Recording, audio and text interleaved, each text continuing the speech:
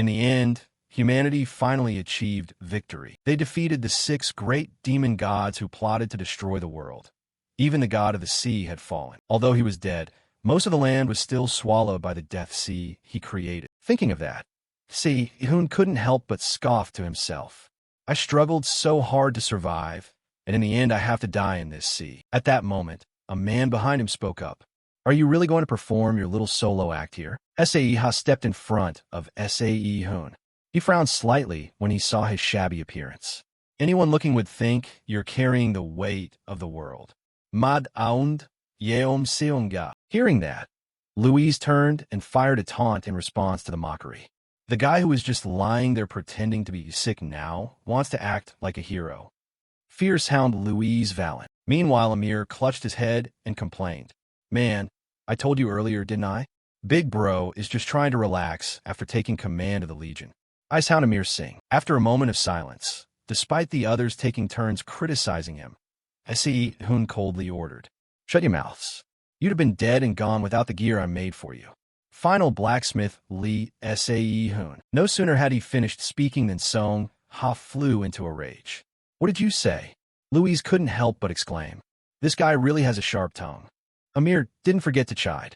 Big Bro, that's a bit harsh. Immediately, he let out a curse that made the atmosphere suddenly feel suffocating.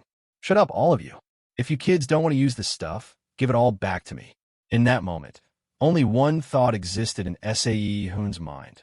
The 3 standing before me now are the 3 hounds. They neither sided with humanity nor belonged to those damned demons. They acted only according to what they liked, always putting personal interest above all else. They were opportunists who stayed out of the war to profit. Even as utterly selfish bastards, they survived until this moment. And in the end, they were the most active players. Thinking that, Hoon vaguely wondered, if they had acted sooner, would the result have been better? Once again, the sun at the edge of the sea intruded into his view. Hoon casually sat back down on the ground and glanced behind him. Is anyone else still holding on? Hearing that, Song-ha clutched his stomach and slumped. He let out a dry sound. I'm my limit. All my internal organs are crushed. Louise looked up into the air and spoke slowly. Things over here aren't any better. It seems to be a cursed wound. The blood just won't stop. Meanwhile, Amir kept groaning. My heart's been pierced. It's probably hopeless. Seeing this, Hoon sighed helplessly. See, you should have helped from the start. Even as they were dying, he coldly scolded them instead of selfishly only worrying about himself. You 3 miserable dogs. Suddenly a loud noise rang out, catching Hoon's attention. He saw that Song-ha, Louise, and Amir had collapsed. At the sight, he calmly stood up and let out a faint sigh. Even until the last moment, they're still causing trouble. Then, Hoon slowly approached and gently took the hammer. He lifted the object into the air, eyes fixed on the piece of metal below. After a while, he carefully drove the blades into the ground beside Amir's body. Now Hoon's voice was hoarse with anger. Learn to respect your gear a little. It's too busted to use like this. He thought to himself that at least this pile could serve as their gravestone. With his task done, Hoon looked up at the endless sky. He stood motionless amid the howling sea wind, mocking himself. Now it's my turn. Hoon's blood-cracked hand slowly rose, his gaze coldly composed. This will be the last time I do this. At once he struck the center of his chest hard. The air trembled softly. Lines of glowing text floated before Hoon, an emotionless voice echoing in his head. Commencing extraction of link from subject Lee Hoon. The level of linkage to the maker of Lee Hoon had reached the negative tier. A crystal appeared in his hand, a pale blue light forming around the invisible ore. The cold system explained. Unique skill. A linked smith can extract special or from a target with a connection. The ore's effect depends on the relationship and potential of the subject. Hoon stared at the crystal, thoughts stirring within him. However, if I use it on myself, what it produces is worse than a scrap of common iron ore. A colorless or a linkage or extracted from Lee Hoon. It's completely hollow. If only I had awakened this ability a little earlier. He looked at the pale ore in his hand, digging his nails in, whispering to the darkness as if pleading. If there's nothing inside, then swallow the regret that torments me. Immediately after, Hoon suddenly raised the hammer in his hand. A distant rumble echoed. He looked up at the roiling black sea. Is this echo the sound of the Death Sea or the sound of waves? I've heard for so long. But one thing he was sure of, whenever that tone vibrated in his ear, in that moment, Hoon frantically brought the hammer down onto the object. A bold idea formed in his mind. A masterpiece beyond imagination would always be born. At the last minute the hammer struck. A column of light shot up into the sky. He raised the hammer high, his voice low and resolute. Until the end, and still no special ability? After saying it, Hoon couldn't help but mock himself. I thought something good would appear, even if it were my own linkage stone. Staring at the colorless metal in his hand, he muttered inwardly, it's still tediously dull. Instead, I will end this life with my own hands. At that moment, Hoon's facial muscles suddenly tensed, his eyes rolled back, and he burst into a laugh, warped and echoing across the Death Sea, both mad and tragic. I'm really a madman, thinking the only thing I'd do to the last was swing a forging hammer. In that instant, Hoon sank into a tangle of thoughts, and when he cast aside the final sword, he realized the truth about the sound of the waves that had appeared often since he awakened magic. All this time he'd wondered what that noise meant. It turned out to be the presence of the sea of annihilation. His eyes closed, regret weighing like a boulder, his lips moving in remorse.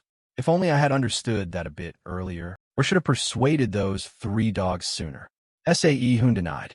No, if I had forged for others, even a little earlier, perhaps things could have turned in a different direction. The space around Hoon suddenly twisted, and a gigantic image of an ancient war machine appeared. An announcement voice echoed. The spiritual image of the war engine has manifested. The primal mnemonic pictograph skill is being activated. Amid the blinding light, a strange calm voice sounded. Contestant, welcome. Open your eyes. Hoon opened his eyes, breath ragged, a touch of panic rising. What? I'm not dead yet. Opposite him, Assistant Han watched him in bewilderment. Hey, contestant Lee, Hoon. What on earth are you doing over there? Hearing that, Hoon flinched. Contestant. That word, I haven't heard it in 31 years. Then he suddenly shouted, why are you spacing out in the middle of the entrance exam? As soon as the words left his mouth, he widened his eyes. What? Hoon scanned around. The entrance exam, if it's about 31 years ago, could this be the 3 seals? Could these be memories resurfacing before I close my eyes? His eyes flashed with horror as he recalled the final moment. Wait, the mental image phenomenon I saw right before I died. The air around Hoon seemed to freeze, his breath ragged. A regression to the starting point? Could that really be caused by the weapon made from my linkage stone? Assistant spooky Stanley. This is your final warning, contestant Lee Hoon. He continued, if you don't do this properly now, I'll kick you out. Hearing that, Hoon nodded instinctively. Yes, Hoon stared at the hammer below. Regression. So that's what it is. His hand tightened in the air, as if grasping an invisible hammer handle. If I had recognized the gifts and started swinging the hammer earlier, could I have changed everything? Hoon rejected the thought fiercely. No, that's not the most important thing. His breathing slowed, his heartbeat steadied, and his body felt reborn in that moment of clarity. He stared at his palm. There was only one thing that truly mattered now that he had to accomplish. That was, thinking that, the corner of Hoon's mouth lifted. He straightened in the room, his gaze burning like a forge reigniting its first flame. His voice deep, but resonant in his mind. I must protect everything. The corner of Hoon's mouth rose again as he resolved. In this life, I will pass the Babel exam. He gently raised the hammer high, his eyes lighting up with that thought. Facing those 3 dogs was only the beginning. Then suddenly a small flame flared. In-On blinked in surprise and leaned slightly toward Hoon's forge, eyes wide. The other contestant only saw Hoon furiously hammering at the metal. In-Cheol immediately stepped closer, his gaze fixed on Hoon's hands. It was astonishing, seemingly slow, yet the rhythm matched a clear, pure resonance perfectly. He carefully tracked the metal in Hoon's hands with his eyes, unable to help but marvel. This was peak forging skill. In that moment, In-On stood motionless, eyes never leaving him. He swallowed and kept his eyes on the bar of iron taking shape. What level of perfection was this? At the same time, Assistant Han's eyes widened in astonishment. Did he really produce that? Seeing this, In-Cheol curled his lip in a smirk. A genius applicant. If he submitted that as is, he'd pass immediately. Just then, Hoon struck the metal hard with his hammer. A loud noise rang out, drawing everyone's attention. Then suddenly the metal shattered into fragments. Assistant Han was nearly frozen in place. Over here, In-Cheol stared in shock, eyes wide. After a brief silence, his lips moved slightly. Although I still have a long way to go, flaunting such trash. He halted the hammer midair, his gaze turning cold. Is something I absolutely cannot tolerate as a smith. Witnessing that, Assistant Han shouted angrily, "You just destroyed a weapon in front of the professor? Do you think forging is a joke?" Hoon calmly called out, "Examiner." Before In-Cheol's bewildered eyes, he nonchalantly made a request. "I want to redo the exam." Then he bellowed again, "Hey, you contestant." He suddenly cut in, "Assistant." In-Cheol folded his arms and gave a short, decisive order. "Bring him the remaining materials." Assistant Han was taken aback, stammering, "What?" He raised an eyebrow and fixed him with a cold stare. "He didn't actually break the rules, did he? Or do you want me to fetch them myself?" Not daring to argue, Assistant Han hurriedly replied, "I'll bring the materials right away." In-Cheol stepped closer to the forge, looked Hoon in the eye, his voice warm but laden with pressure. "Young man," he warned sternly, "do you know there are only 40 minutes left in the exam?" Hoon only nodded. "Yes." In-Cheol stared at the shattered pieces and asked curiously, "So you think breaking it was the right decision?" At that, Hoon's gaze flicked quickly to the destroyed metal blocks. Finally, he turned to In-Cheol with unwavering resolve. "I cannot submit something like that." On the other side, In-Cheol tilted his head slightly, a thoughtful look crossing his face before he slowly spoke. "All right, do your best." After a moment, the fire of determination lit in Hoon's eyes once more. He took a deep breath, feeling this young but frail body tense with resolve. With his body, perfect forging would indeed be very difficult. Thinking that, Hoon frowned. Mana, strength, and time were all running out. So the best choice in this situation was... Suddenly a loud, sizzling burst from the forge. Several contestants startled and turned.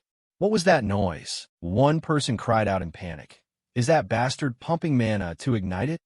Someone lunged forward half a step and shouted, "Hey, what are you doing? If those stones catch fire, they'll explode. Hurry." Meanwhile, Hoon calmly reached out and triggered the flame. The room fell silent as a five-colored flame flared violently without exploding. Someone exclaimed, "Huh? Impossible, that madman." At that moment, an invisible stream of mana suddenly surged toward him. At the terrifying sight, a few people panicked and shouted, "Fire! Bring the extinguisher, quickly!" Assistant Han's voice trembled as he pleaded, "Professor, tell him to stop." In-Cheol replied curtly, "Let him do it. And don't react like that. Neither you nor the contestants should." Saying that, he signaled seriously, "Watch the flow of the flame closely." He couldn't help but feel a bit unsettled. Strange. Before Hoon stood the five-hued fire spirit, a high-temperature flame amplified by the resonance of 5 types of igniters. He smirked, eyes fixed on the flame. It demanded extremely precise mana control, but it was an excellent technique, one that could even be used when mana was at a minimum. A contestant stammered, disbelieving his eyes. "What? It didn't explode?" Another hesitated. "Wait, could that be?" Someone pointed at the iron ingot in the forge and shouted in amazement, "The color of the ingot has changed." Seeing that, In-Cheol quickly understood. So that's it. He resonated the igniters to amplify the firepower and alter the ingot's properties. He looked at Hoon with concern. This would significantly reduce the time needed for forging. However, with only 30 minutes left, time was still tight. Thinking that, In-Cheol quietly concluded, "The earlier forging sequence was excellent, but if that's all he has, he won't finish in time." Sharp shards of metal flew up into the air. Seeing that, he curled his lip in a sneer, a rare light flashing in his eyes. Then Hoon clenched the mass with his bare hands and slowly put it into the forge. Hoon gasped out each breath with difficulty, then resumed hammering the metal forcefully. Suddenly Hoon's arm froze midair. He gritted his teeth, feeling his mana drained, and muttered to himself, "Damn it, I'm out of mana, and the protective layer's shattered. Damn this weak body. I need to start training as soon as this exam ends. Still, somehow blood was seeping from Hoon's palm, fresh blood slowly spreading across his hand. In that moment, he had only one thought. He couldn't waste a single second. Then Hoon once more hammered like mad, silently deciding to push his body to the limit. At that time, In-Cheol's voice rang out. 10 minutes, 3 minutes. In a final minute, he bellowed, his voice shaking the space. 1 minute. As soon as the words ended, Hoon immediately raised the blade in his hands. In-Cheol shouted again, "Stop!" Hearing that, he slightly opened his mouth and exhaled. At that moment, Hoon clenched his hand beneath the workbench as fresh blood continued to drip. At the same time, the system's bright screen flashed, completed. The 5-colored flame sword has been completed. You have acquired the Artisan of Flame skill, C. The announcement continued to echo in the air. The judgment rank for the 5-colored flame sword is high. 5-colored flame sword, quality rank, high, upper mid. A curved sword engraved with 5 flames. The flames compressed within the blade react to mana, producing brilliant colors. This item reveals the potential of its smith. The sword's color and properties may vary slightly, depending on the nature of the mana infused. Someone repeated in a trembling voice, "The weapon's rank is high." Hoon added, "Please check the detailed description in the info window. Anyone can see this is a passing result." Assistant Han burst out excitedly, his voice nearly shouting as the air erupted. He passed. In-Cheol waved his hand to signal. "Silence, you brat." He immediately lowered his voice. "Sorry, sir." The scene shifted to a room. Professor Kim in In-Cheol's office. Inside, he glanced back anxiously. Hoon sat upright in front of the desk. He asked with unwavering eyes, "Is this sword worthy to submit this time?" In-Cheol was silent for a moment, then replied, "For now, yes." He exhaled, still seeming somewhat dissatisfied. Hoon, I'll be frank with you." In-Cheol's tone grew heavy as if bearing the weight of an era. "This place will not meet your standards." He emphasized each word. "You would do better to withdraw your application." In-Cheol continued in a low voice. "Babel's reputation can be overwhelming. But the metallurgy department hasn't produced any notable achievements lately." Hoon remained silent. He narrowed his eyes at him. "It's a truth I already know well. Babel's metallurgy department will be shut down in 8 years due to declining standards. In the future, the Vulcan Academy will become the world's premier institution for training smiths." After a brief hesitation, In-Cheol tentatively offered, "Perhaps Vulcan will be the best place in the future." At that, Hoon cut in. "You're wrong, Professor. The best place won't be Vulcan." He pointed at himself with confident eyes. "It will be Babel, where I'm about to enroll." Hearing that, the man flinched slightly, his gaze visibly unsettled. In-Cheol stared at Hoon with a clear mix of doubt and astonishment. In-Cheol narrowed his eyes, scrutinizing him sharply, his voice slow and challenging. "In that case, you must become the top student of your department first. Are you confident?" He answered without hesitation. "Of course. At least at the student level, no one will surpass me." No sooner had he finished speaking than In-Cheol's expression changed.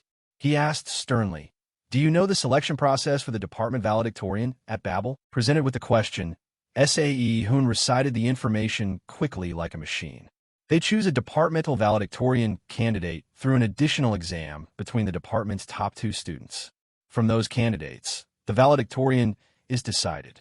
That's what I know. Babel Academy broadly divides its students into 3 faculties: Combat, Agar Support, UR, and Technology Borsipa. Within each faculty, dozens of majors intertwine like a network of roots. Becoming the valedictorian of a faculty means you've received the highest evaluation across countless majors and are recognized by all of Babel as a top talent. Back in the present, In-Cheol showed clear signs of tension.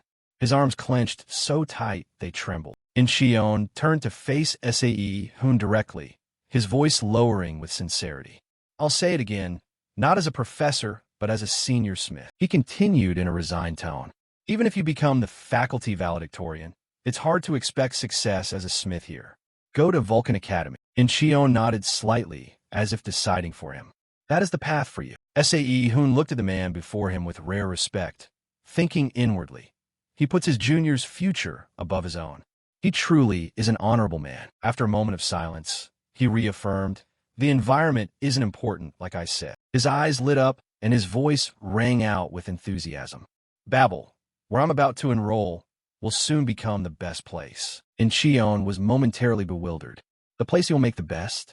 Eventually a smile tugged at his lips, revealing genuine interest. In-Cheol couldn't help but laugh, reaching out toward Hoon. That's a claim beyond mere arrogance. But for some reason, I don't dislike it. He extended his hand, looking at him earnestly. I very much look forward to working with you. Seeing this, Hoon didn't hesitate and firmly gripped In-Cheol's hand. He squeezed the man's hand with force, a smile at his lips. Likewise, shimmering text then appeared before him. A link to target Kim In-Cheol has been established.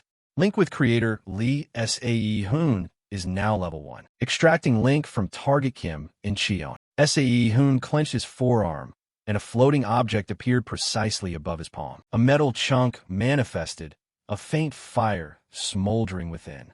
System description: fire-bearing iron link, quality rank, high, upper, low. A type of metal that possesses flame. It has wood-like properties and can store fire inside. At Hoon's spot, he stared in bewilderment at the burning object in his hand. At Hoon's spot, he stared in bewilderment at the burning object in his hand. Hoon rotated the small metal chunk in his hand. Not bad, but is that all the size it comes in? He pressed his lips together and analyzed. Link extraction quantifies the relationship with a specific target to draw out ore types that don't naturally exist. Hoon stared at the metal chunk, his expression darkening. The problem was that the link level was still low, making it difficult to make use of it right now. Looking at the stat panel before him, he gave a bitter smile. Moreover, compared to Babel's freshman, his stats were pitiful. Hoon lifted his head and sighed in resignation. Regrettable, but if that's the price for returning to the past, it's still cheap. He muttered to himself, forcing himself to calm down. That's right, don't rush. A murderous gleam flashed in Hoon's eyes as he thought of the future. Wanting more would simply be greed. There's still time to crush those damn Demon World bastards. The Demon World monsters threaten not only humanity, but the entire planet. The 6 great demon gods causing humanity's annihilation was entirely their plan. Hoon stared into the void, thinking. If he wanted to stop them, he couldn't be picky about means or methods. He mustn't let himself be thrown off by crucial future events. So first he needed to obtain weapons or skills tied to his memories. He nodded slightly, as if confirming to himself. The first step of his plan to enroll at Babel was resolved. Next, at that moment, a beam of light flashed, drawing Hoon's attention. His eyes widened in obvious astonishment. The system announced solemnly. User Lee Hoon's link level has reached level 1. The link imprint skill has been added. 1 week later, at Babel Academy. Babel Academy emerged under the morning sun. Meanwhile, in a hallway of the academy, Hoon exhaled in frustration. Damn it, I'm lost again. Is this the right place? He looked around the wide corridor and stopped when he saw the familiar sign. Here it is. As soon as he entered, Hoon cautiously spoke up. Good morning. Someone suddenly interjected. Student Lee Hoon. After a brief moment of bewilderment, he went still with shock. Michael tapped the desk slowly. He sneered. You seem rather relaxed. Michael raised an eyebrow and glanced toward the crowded waiting room. Don't you see people are waiting? Michael Bammett, vice principal of Borsipa. Hearing that, In-Cheol couldn't help but speak up. Vice principal, there's still 10 minutes before the supplemental exam begins. He cut in immediately. This isn't about time, it's about attitude. Michael's voice grew low. I'll have to warn him about this. On the other side, Hoon felt a momentary awkwardness and sighed inwardly. Not only is the metallurgy department in bad shape, but is he also at odds with his superiors? Hoon's gaze shifted to In-Cheol. Now I understand why he recommended another student. As he continued to glance around, Han turned to look with undisguised anger. His eyes landed on Hoon and scanned him up and down. Seeing that, Hoon froze for a moment, his arm dropping unconsciously. After a brief hesitation, Hoon slowly spoke. Nice to meet you. Faced with Han's scornful attitude, he forced a smile. That brat, what's his deal? It's been a long time since I was treated like this. Annoying, unbelievable. Just then, a voice rang out, drawing everyone's attention. Is everyone assembled? Shortly after, a figure appeared in the blinding sunlight. Seeing this, Hoon and Han both turned around. On that side, Michael exhaled. "We were wondering when you'd arrive, Principal." At the same time, he widened his eyes as he saw the other person. The one who had appeared was. At the same moment, he widened his eyes upon seeing the other person. It was. Eun-ha immediately took a seat, meeting Hoon eye to eye. She stared at him with a cold gaze and spoke in a low voice. "I apologize for being late." Eun-ha, head of department at Babel, seeing Hoon, he couldn't help feeling a bit unsettled. Why is she here? The moment he saw Eun-ha, Hoon was stunned, his eyes darkening as if tracing distant memories. I'd heard rumors that she used to work at Babel. Thinking that, he grew even more unsettled. He never expected that person to now occupy the principal's chair. An S-rank hero, the weapon-devouring Eun-ha, a superhuman with a unique ability that increases strength by absorbing weapons. Before I travel back in time, she had merely been a regular customer who often visited my shop. After a long while, Eun-ha appeared in a shabby state. Her voice softened, her eyes curved as if smiling, but deep down she hid an unreadable remorse. "I truly regret having eaten your weapon." Meanwhile, Hoon stood motionless. He did not respond to Eun-ha. Then the space fell silent. She hung her head. On his side, Hoon wore an angry expression. His teeth clenched so hard his body trembled. In the end, helpless, he bowed his head and returned to the present. A short, decisive call snapped him out of his thoughts. "Hoon, Shai Hoon." Hoon perked up and replied quickly, "Yes." In-Cheol spoke in a steady, deep voice, scanning each candidate. "I will begin explaining the exam content. Everyone, pay attention." He emphasized in a strained voice, enunciating each word clearly. "You will have a total of 90 minutes to complete this test." In-Cheol paused briefly and then continued. "During those 90 minutes, your task is to forge a piece of equipment that can harmonize with the sword from the previous exam." In-Cheol stopped for a few seconds, creating a heavy silence. However, his voice grew colder, each word ringing like a command. "You're only permitted to use alchemical forging techniques to craft." In-Cheol tilted his head slightly toward the row of gleaming ore racks. "As for materials, you're free to choose any ore available here." In-Cheol's tone lowered as his gaze passed respectfully over the two judges. "The finished products will be evaluated personally by Principal Eun-ha and Vice Principal Babel. So pour your heart into creating something you can be proud of." He then brought his hand down decisively, his voice sounding like a starting bell. "All right." Facing Hoon and Han, In-Cheol shouted, "The official exam begins." After a moment, he murmured under his breath, "Only alchemical forging?" Hoon pressed his lips for a moment, his eyes fixed on the pile of materials. "I need to create resonance with pure magic to prevent the primal spirit energy from rupturing." Seeing this, Han gave a derisive chuckle. "Do you think staring at that will make your mana increase on its own?" He lifted his head slowly, his gaze growing colder. "Did I hear that wrong?" Hoon asked curiously. "Were you just aiming that mockery at me?" He sneered again.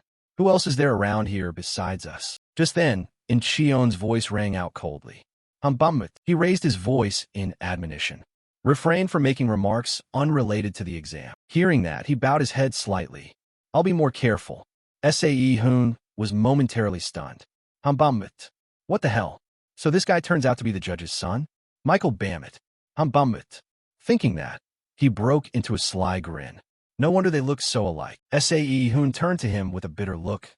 The more he thought about it, the more ridiculous it seemed. Han thought to himself, "It seems that guy has realized it." He curled a contemptuous smile. "I'm the vice principal's heir. He's just a commoner with low standing and the weakest mana among the candidates. As for me, born into the famed Babel family of alchemists, I possess magical power comparable to the top graduate of the second-year cohort." The outcome of this confrontation was decided from the start. On the other side, Eun-ha watched their every move. She smiled faintly. Lapis stone and southern sea pearl. Both are materials that contain enormous amounts of mana. Moreover, they are primal ores imbued with water element spirit energy. Upon hearing this, In-Cheol continued in a low tone. "Water element mana is peculiar, making forging extremely difficult." Michael curled his lip. "That's ancient history. Modern alchemical forging techniques have advanced far beyond the past." In response to his arrogant expression, In-Cheol interjected. It's true that alchemical forging isn't bound by space or circumstance, but crafting time varies depending on the practitioner and the ore. So under today's conditions, only 30 minutes. Meanwhile, Michael kept smiling, his grin so malicious it was chilling. He lowered his voice. Han can synthesize any ore. In just half an hour. A few days ago, Han spun a crystal using spirit energy. In-Cheol couldn't help feeling uneasy. Perform a resonance synthesis in only 30 minutes? He unconsciously felt used. What the? If his skill can complete a resonance synthesis in 30 minutes, he far surpasses the second-year students, let alone freshmen. In-Cheol's gaze swept over him as suspicion formed. Compressing time for forging magical stone, preparing abundant materials in advance, and dictating the alchemical method. They had deliberately chosen a test topic that favored Han absolutely. Someone already excellent in alchemical forging. In-Cheol's eyes rested on his face. Michael was as cunning as a venomous snake. After a moment of silence, Hoon exhaled softly. This will do. Eun-ha looked at him curiously, a hint of surprise showing. That is, the group's eyes fixed on him. Hydrate stone and crimson fire rock. Michael frowned slightly, sensing the unstable oscillations from the two mineral blocks. They were fire element versions of lapis stone and southern sea pearl with staggering mana concentrations. He said coldly, I don't know how capable he is, but his ego is definitely huge. Han couldn't help but glance at Hoon. He squinted at Hoon's pile of materials. Did he deliberately choose, or is completely opposed to his own? Thinking that, Han chuckled. What an idiot! With your meager mana, don't even dream of controlling the crimson fire rock. He smiled faintly, his gaze dropping. This looks easier than I thought. Suddenly Han's expression changed, turning back to Hoon. System notification. The Covenant engraving skill has been activated. The system's dry chime rang out as magical light surrounded him. Covenant engraving. Harmony is now active. Covenant engraving allows the user to attach Covenant stones to use available equipment slots. Left hand, right hand fitted with the iron fire silver onto the right arm. Immediately after, a flame slowly fell straight down, only to see Hoon's arm engulfed by the fire. Witnessing that, Han ground his teeth. That guy, what useless tricks is he playing? Meanwhile, he kept intently activating the metal blocks. At that moment, the iron ores began rotating around each other. Seeing that, Hoon smirked, a spark of flame lighting his eyes. At the same time, Eun-ha's group continued to stare at him. Over here, Michael raised an eyebrow. Is he trying to create resonance using the same attribute as the mineral? How stupid. The basic principle is to use pure mana to make primal ores resonate with each other. He silently judged that if he forced it that way, sooner or later the magical elements would erupt out of control. Thinking that, Michael sneered. The idiot. He's bound to cause an accident. Then suddenly Hoon thrust his hand forward, and a layer of scales covered his arm. The entire space fell silent. Hoon held his position. Witnessing the scene, In-Cheol and Eun-ha hastily bowed their heads. Meanwhile, Michael's eyes went wide. What is this terrifying firepower? At that moment, a sword was formed. As soon as he saw it, Hoon slightly parted his lips. The system's voice immediately reached his ear. Iron fire silver removed. Equipment processing complete. Congratulations, you have successfully crafted the Ember Sword Sheath. Before the horrifying sight, Eun-ha's eyes widened in astonishment. Michael was so shocked his whole body froze. He couldn't help feeling unsettled. No way. He actually succeeded? The system screen flashed instantly. Ember Sword Sheath. Ember Sword Sheath, rare rank, low quality. A sword sheath soaked in high concentrations of fire element mana, capable of storing and amplifying fire-attributed spirit energy, allowing the use of special fire skills. The system screen flashed instantly. Ember Sword Sheath. Ember Sword Sheath, rare rank, low quality. A sword sheath soaked in high concentrations of fire element mana, capable of storing and amplifying fire-attributed spirit energy, allowing the use of special fire skills. He stared blankly at his palm, his mind screaming wildly. This was completely absurd. The magical elements should have detonated. Thinking that, Han grew even more confused. Maybe I'd misunderstood something. Just then, Michael jolted. He hurriedly shouted, Wait, stop. If you dare to infuse primal spirit energy into those magic stones then, only to see the orb in Han's hand begin to shake violently, his vision suddenly obscured by heat. Then the sphere unexpectedly exploded, shards scattering everywhere. A loud blast rang out, the space shaking with each echo. That afternoon, in the refining department's exam hall, the scene cut to a room where crystal fragments lay scattered on the floor. Over here, Han appeared with a scratched face. After a moment of silence, In-Cheol hesitantly spoke. Normally, after a thorough assessment, he paused for a moment, grinding his teeth as if trying to swallow an unhidden irritation. One of the two will be nominated as the department's top graduate. Saying that, In-Cheol lifted his head and looked straight at Han. However, the incident is truly regrettable. In that instant, he curled inward, clutching his bleeding arm. His gaze paused on Han before moving on. I never expected the exam to end with one side having to forfeit. At the same time, Michael ground his teeth. Despite his irritation, he tried to keep his tone calm. Since a student was injured during the test, the best course now is to void the results and schedule a retake. Hearing that, In-Cheol spun around. He strongly objected. We don't have the right to overturn the results of an exam that's been conducted. After all, didn't that accident stem from Han's carelessness? He tilted his head, eyes like a blade fixed on In-Cheol, voice cold to the bone. Professor Kim, it seems you care more about scores than your students' safety, don't you? When the words finished, he fell silent, a flash of anger crossing his face. Michael then rose and continued leisurely. Let's not discuss that yet. Michael strode slowly to the center of the hall, his gaze drilling into Hoon as if to strip away his secrets. The fastest resonance speed ever recorded academically is 5 minutes. However, he suddenly raised his voice, almost shouting. A freshman who just stepped onto campus can channel mana and achieve instant resonance. Do you find this even remotely plausible? The original essence of alchemical forging was a technique developed to craft weapons using only mana in situations where normal forging was impossible. Therefore, the core of alchemical practice is not the traditional forging method that subdues or by the smith's life, but to return to the root of the mineral core and awaken the latent life within it. That is the true pinnacle of alchemical forging. At that moment, Hoon had one thought. What he'd just done was proof of that. And this was the answer smiths would eventually discover after countless failed experiments. It's a simple method that will become standard in a few years, so there's no reason for him to hide it. But he wasn't about to teach a stubborn old man who only shouted and refused to listen. Finally, he said coldly, I really don't understand what the hell you're babbling about. Hearing that, Michael's mouth curled. Just as I suspected, you've used cheating tricks. He sneered with biting contempt. A worthless rookie forging a rare-ranked piece? If you intended to cheat, at least make it remotely convincing. Hoon frowned, his eyes darkening at the insult, but his voice restrained. What are you talking about? Just then, someone stepped in to cut off the tense conversation. Exactly, this is ridiculous. Michael bowed very low, though the corner of his mouth lifted with calculation. I know. You will surely understand the issue. Principle indeed. This is absurd. We must strip Lee Hoon of his right to compete for cheating and hold a redo. Meanwhile, she calmly walked past him. Hoon-ha stopped before his sword. In-Cheol watched her in bewilderment. The principal. At that moment, Hoon-ha carefully grasped the sword. A whisper escaped her. Unbelievable. Drool ran from the corner of Hoon-ha's mouth. Then suddenly she pointed at Hoon.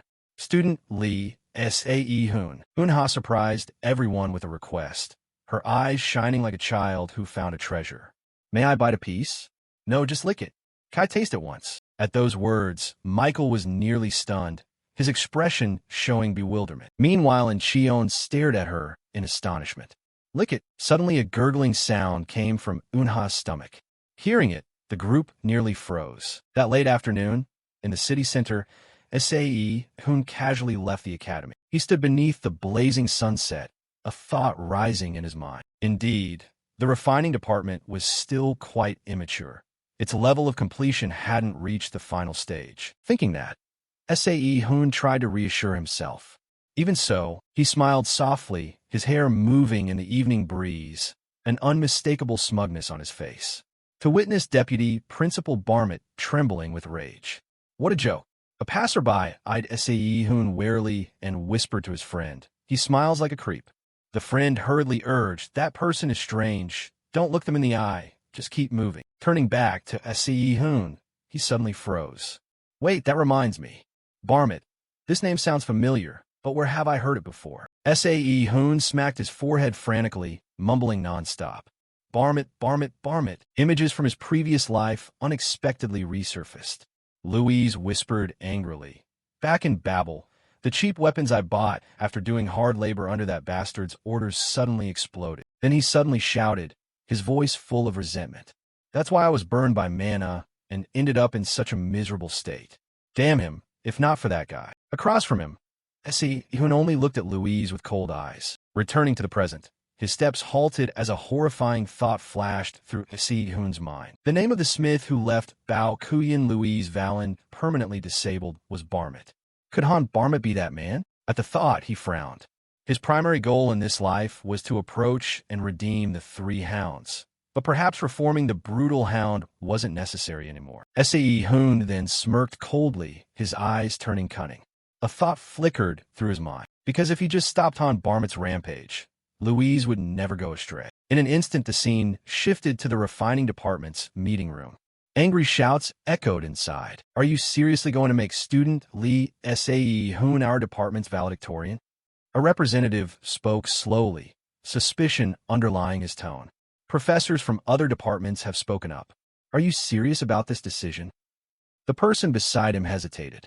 "Even if you intend that, this is a bit much." Unha slowly placed both hands on the table, her eyes calmly sweeping over each face, her voice deep but resonant.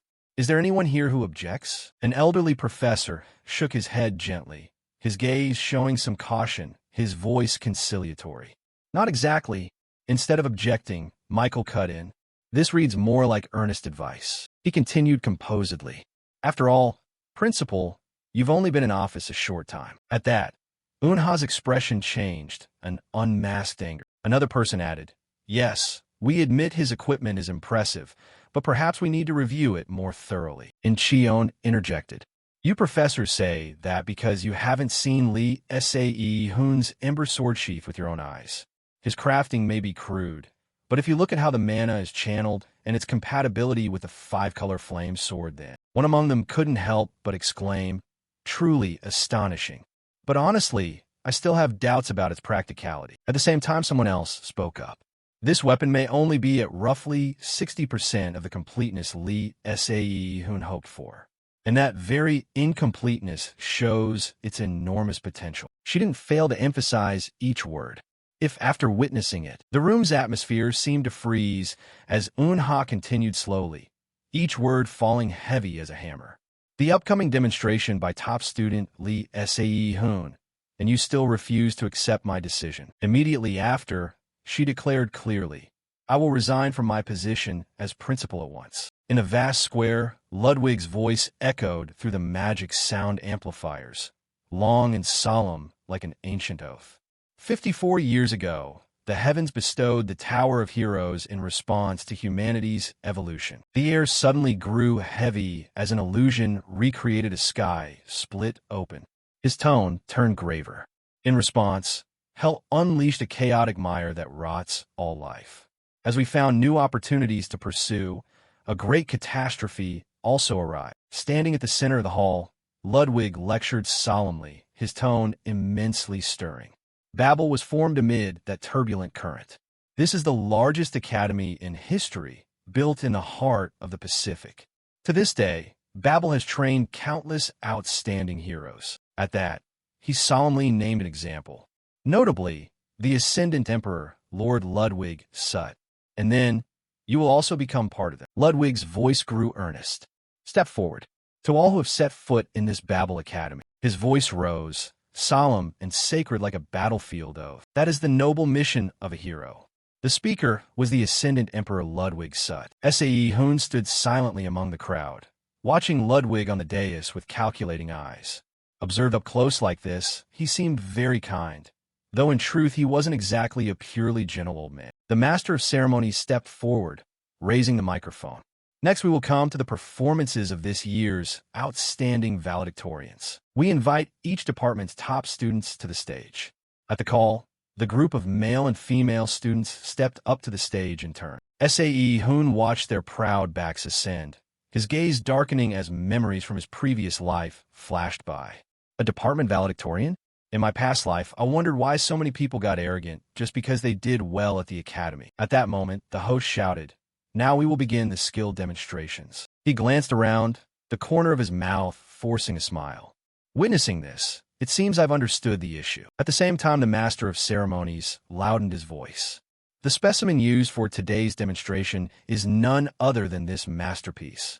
Ladies and gentlemen, no sooner had he spoken than Automaton Model 9 appeared. Seeing it, he introduced it excitedly. A golem from the factory, Automaton Model 9. It even has combat capability equivalent to a C-rank hero on this side. Hoon's eyes glued to Automaton Model 9. He smiled faintly with interest. A combat automaton specialized for fighting? Since it's not equipped with any specific weapon, it will probably use martial arts, right? The host reached toward the arena entrance. The opening performer is the representative from the combat department. His voice rang dramatically. The performance will be by Aquar's valedictorian, Jake Myers. Aquar valedictorian Jake Myers. Then Jake and Automaton Model 9 immediately appeared on the stage. Hoon squinted as the dark-haired youth stepped out. If it's Jake, I think he's the third son of the Myers family. Rumor has it he's eccentric in pursuit of martial arts.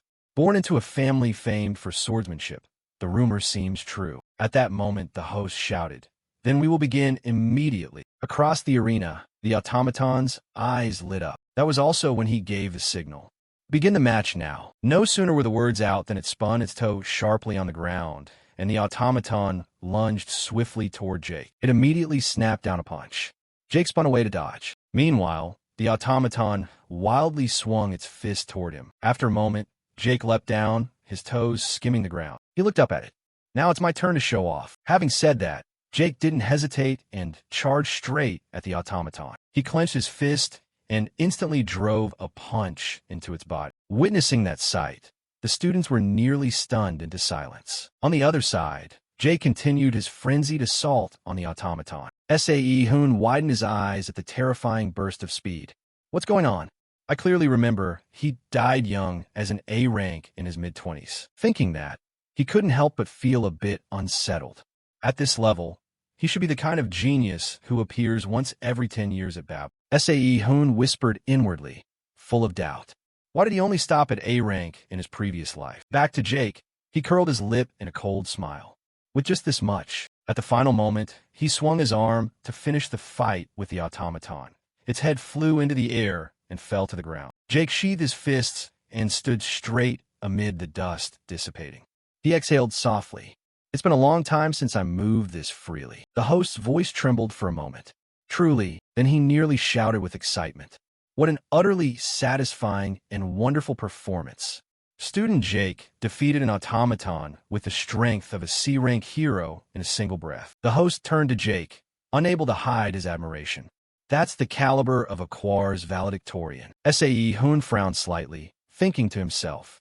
He really caused a huge explosion right from the start. The next performer will definitely face considerable pressure. The announcer's voice rang out again, this time with a different tone, calmer and more solemn. "Next, please welcome the valedictorian of the UR support department. The performer will be student in Arya." He raised an eyebrow as the long-haired, black-haired girl stepped out. It turned out she was UR's valedictorian. Pressure? There's nothing to worry about. Arya, eldest daughter of the Ino family, one of Japan's 3 most renowned houses. She wasn't a peak conqueror, but had built a reputation as an S-rank hero with a mythic-grade weapon. Yet in the end, she was corrupted into a fiend and was killed by her own family members. At that moment, Hoon made a decision in his mind. Since in the future, she'll be eroded into a demon, forming ties with her won't benefit. Then suddenly Arya turned and looked toward him. Seeing that, Hoon froze for a moment, staring at her bewildered. He innocently watched Arya's steps, his heart tangled like thread. What was that? Did she just look at me? At the same time, the host announced solemnly, "The automaton used for this performance is Model 9, equipped with armor." with defensive capability 1.5 times superior to the previous version. He shouted excitedly, shaking the space. Let's see what surprise student in Erica will bring. Then, suddenly, Erica produced a raven. Her eyes suddenly flashed with a devilish light as she softly murmured a command. Advance. No sooner had she spoken than the raven flew straight outward. It shot up into the air and circled around the automaton. At the unexpected sight, Hoon was briefly disconcerted. A raven? At the same time, the automaton lifted its head to follow it, its eyes suddenly flashing a demonic red light. On this side, he watched the automaton intently, mentally assessing. The automaton had shifted into a full defensive state. It would be very difficult to breach such a sturdy defense, especially since it's a defense-specialized model. Back to Erica, the corner of her mouth twitched slightly. Suddenly, the raven spread its wings wide. Its legs stretched out, revealing sharp talons. One of the raven's eyes also gleamed with a blue light. Under the sun, it stretched its wings. Then the raven suddenly accelerated, diving straight at the automaton. Below, the space descended into chaos, dust and dirt spraying everywhere. Seeing that sight, Hoon was nearly dazed. On the automaton, cracks began to appear and electricity surged out. When did a hole appear in its body? Instantly, the automaton's body collapsed to the ground. Seeing that, Erica beckoned, and the raven returned. The announcer cheered again. Amazing, extraordinary. With a single strike, the armored automaton has fallen. She pierced through an opponent with C-rank strength. The group cheered happily. Erica is amazing. Back to Hoon. He forced a smile. With the crowd this fired up, I feel like I'd be booed if I just pulled out a weapon and ended it quickly. At that moment, the announcer shouted. And finally, the valedictorian of Borsippa Technology. Please welcome student Lee Hoon. Right then the announcer excitedly introduced. Continuing the program, we will begin the performance of Borsippa Technology's valedictorian, student Lee Hoon. Elsewhere, performance supervisor number 1 Ludwig was watching the battle on the screen. He couldn't help but chuckle softly. The skill level of these new valedictorians is truly impressive. How long has it been since we've seen a valedictorian from the refining department? After saying that, Ludwig felt a bit worried. Would the pressure be too much for that teenager? Beside him was performance supervisor number 2, Principal Unha. She stated firmly, there will be no problems. The stands buzzed as Hoon stepped into the light. The announcer smiled insinuatingly. Will he deliver a performance that surpasses Jake and Erica just now? Someone couldn't help but exclaim, he's so handsome. The announcer's curiosity was piqued. Is that a rare grade equipment? That's rare to see from the refining department. A female student cheered excitedly. Great freshman. At the same time, Hoon decisively drew the sword from its sheath. He swung the sword sharply to one side, eyes fixed on his opponent. At that moment, the image of the sword appeared behind Hoon along with countless functions. A male student spoke, half admiring, half skeptical. Indeed, a freshman crafting rare-grade gear is miraculous. The student beside him hesitated. But compared to other departments, it still seems to lack a breakthrough. Rustling spread as some students showed disappointment. A rare-grade item that looks a bit plain, huh? After all, the previous departments put on such flashy displays. The male student felt uneasy. I still don't know what he's planning to show in this performance. I really want to know. In a corner of the stands, Michael smirked slightly, ambition gleaming in his eyes. Fate has sided with me. He stared at Hoon with a malicious gaze. With this move, the principalship of Borsippa will surely be mine. In contrast to Michael, Unha's face was calm as the sea. Back at the stands, the announcer quickly announced, to serve this performance, Model 10, with power comparable to a D-rank hero. He suddenly interrupted. No, Hoon lifted his head, his eyes flashing like a blade drawn from its sheath. Switch to Model 8, and please equip it with armor. The host nearly dropped his list, stammering in shock. What was he asking for? Model 8 can sometimes withstand attacks from a B-rank hero, and yet he's asking for it to be outfitted with armor too. He hesitated for a moment. The host hesitated before continuing. It's hard to prepare that request on such short notice. He thought to himself anxiously, are you trying to sabotage this performance? At that moment, In-Cheol spoke up. I've already taken care of everything beforehand. A metallic entity suddenly appeared at his words. He looked up at the automaton. This automaton has already been fully armored. Seeing that, the host was briefly stunned. He had it prepared in advance. He glanced around worriedly, his tone faltering. If you're that determined. At the same time, Hoon turned to look at In-Cheol. He remained silent, his gaze expectant directed at him. From the VIP stands, the host shouted excitedly. Then go all out. He forced a grin. Now I don't even know what's going to happen in this match. Immediately after, the host called out, begin. As soon as the battle bell rang, In-Cheol tensed. In that moment, he silently called out, make a mess then. Hoon curled his lip into a smile. All right. He glanced toward the stands where In-Cheol was watching, a hint of a smile in his eyes. I should live up to his expectations a bit, right? The sword in his hand emitted a fierce, spiritual aura. Hoon bent slightly, and the energy rolled into a circle. Seeing that, the audience cheered in excitement.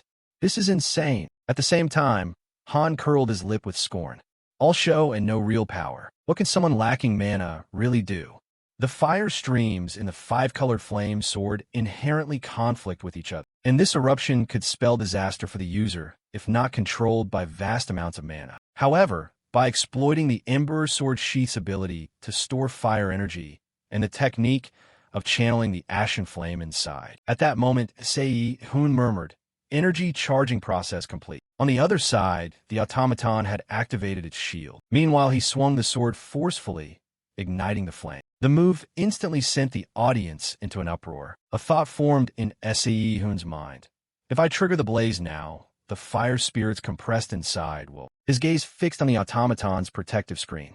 Hoon murmured at the decisive moment. Detonate simultaneously. In the stands, Michael's face went pale as if he sensed something was wrong. The host gaped in astonishment. What the hell? What does this madman try to do? After a while, the thick dust gradually cleared. Hoon slowly sheathed his sword. Then he exhaled in rapid breaths. With it over, Hoon scanned the cut across the arena. Maybe I went a bit too far? Sensing the urgency, the announcer grew flustered. The technical support team, please come to the central hall immediately. He hurriedly declared, with that performance, the contest is over. After a while, the click of high heels echoed throughout the great hall. Inside, Hoon wore a puzzled expression. The moment she saw him, Unha bowed slightly. I'm very sorry to have kept you waiting after calling you here. I had to help clean up the mess at the arena. Hoon scratched his head awkwardly. Don't worry about it. I'm the one who should apologize. I'm sorry for causing that scene in the central hall. He lowered his voice. I should have controlled my power a bit better. She looked momentarily baffled. What are you talking about? Studently, Hoon. He asked anxiously. Did you think I called you here to scold you? Unha immediately denied it. Of course not. No, the real reason I invited you here is, at that moment, her stomach growled again. The strange sound made Hoon blink in surprise. She cleared her throat softly to hide her embarrassment. What I mean is, finally she made an offer. I'm willing to pay 10 times the market price. Unha looked him squarely in the eye with determination. Would you agree to transfer the five-colored flame sword and the ember sword sheath to me? At that, Hoon's eyes widened for an instant. What? At that very moment, the bond with Unha was established. Unha suddenly leaned forward, speaking in a coaxing tone. It's truly a wonderful set of gear. Suddenly the system screen lit up before Hoon. A contract with target Unha has been established. The contract level with creator Lee Hoon is now rank 1. He opened his eyes wide, his pupils trembling with astonishment. So fast. In my previous life, I had to offer weapons to her many times before this bond form. Hoon replied awkwardly. Thank you, ma'am. He quietly reassured himself. After all, this is a stroke of good luck. Lines of magical characters appeared before his eyes, the system voice echoing steadily. Extracting contract. The announcement voice grew more solemn, as if declaring a rare treasure. Proceeding to extract the contract from target Unha. Contract. Ironvore appetite. High rank, supreme quality. A type of iron that generates heat by consuming other metals. It will corrode any iron material it touches and absorb the core into itself. Absorbs iron to create mineral blood. Hoon stared blankly at the object before him. So it's done. At that moment, Unha lunged forward again. Are you planning to sell that item to me? He immediately shook his head. And no, ma'am. Suddenly a voice came from outside. Headmaster, this is Kim In-Cheol. He looked up, his tone clear and formal, as if conveying an order that could not be delayed. The Academy headmaster announces that the awards ceremony will commence immediately. In-Cheol turned to Sae Hoon. May I take student Lee Sae Hoon with me? She nodded slightly, her gaze deep and still as a night lake. Understand. Sae Hoon quickly stepped back outside. He furtively turned his head. See you later, sir. On this side. Eunha's stomach continued to cry out for attention. The place considered the heart of Babel Academy. The main glass-domed building, the Marduk Mansion. The scene shifts in the mansion. Now, Sae Hoon hurriedly follows In-Cheol from behind. He walked on while lowering his voice with a sterner-than-usual look. Mind your manners when standing before the Academy head. He not only generously overlooked you wrecking the hall during the performance, but he is someone of an entirely different caliber than us. He smiled faintly, his expression unusually calm. You don't need to worry so much, sir. Sae Hoon quickly stepped inside. Ludwig stared at the youth before him. You must be student Lee Sae Hoon, Ascendant Emperor Ludwig, headmaster of the Academy. Before I rewound time, he was the hero who died fighting alone against the demon god Devastator of Heaven, one of the 6 great demon gods. His deathly bearing flashed through memory. A feeling of awe rose in him. Truly a perfectionist. Ludwig then spoke. The weapons you demonstrated today were extremely interesting. He sighed. I can't say I have no regrets, but I had very high expectations for you. Hearing that, Sae Hoon froze in place. The regret in him stirred like a low flame in a forge. Though prepared, he still felt like throwing the 5-colored flame sword and the ember sword sheath back into the furnace. At that moment, Ludwig made a proposal. Therefore, to acknowledge your talent and efforts, I will grant you 2 rewards. He asked seriously, tell me what you need. Sae Hoon widened his eyes slightly. For the first time, surprise showed on his normally composed face.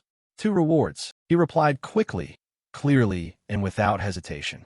I would like rewards that can increase my mana capacity and my memory ability. No sooner had he finished than Ludwig raised his hand into the air, forming a sigil in the space between them. Sae Hoon stared at the 2 treasures. Black inkstone, hero rank, supreme quality. A shard that fell like ink-colored light from the night. It devours everything except darkness and can absorb mana from anything that contacts the crystal. Dream-eating ivory, hero rank, average quality. The tusk of a beast that feasts on dreams. It contains dream magic capable of crossing the boundary between reality and dream, helping connect with dreams by using a source of dream mana. He looked bewildered. This was already the jewel black inkstone, but the dream-eating ivory was even rarer to find. Sae Hoon smirked. It's a bit hard control right now, but I already have ideas for how to use them. He observed him for a while longer, his tone lighter but still weighty. Are you satisfied with them? Sae Hoon bowed his head slightly in thanks. They are truly wonderful, sir. Just after he left, a voice spoke up. What are you pondering? The divine mirror expressed suspicion at only that boy receiving 2 rewards. This action isn't at all like your usual style. Ludwig answered over the speaker. I gave them simply because the child has the capacity to assimilate them. Hearing the reply, he couldn't help but exclaim. Is that so? I get the impression he's like an old man in a young body. He spoke in a low voice. That only proves he possesses such profound depth that even you sensed it. Ludwig watched Sae Hoon's figure recede down the antique corridor. Moreover, even I cannot fully comprehend the depth of that youngster. The scene centered on the mansion named Marduk. Inside the classroom, the group of male students continued to debate. At that moment, a male student cheerfully approached Han. Hey Han, want to grab something to eat? Where to? He refused without hesitation. Sorry, I have a date with Senior Howard today. The male student gaped in surprise. A date with the 3rd-year valedictorian of Borsippa? Han replied casually. Our families are close, so we meet often. He said he'd give me some advice about life at the academy, so we're meeting. He stepped a little closer. If that's the case, mind if I come along? Just then, Sae Hoon entered.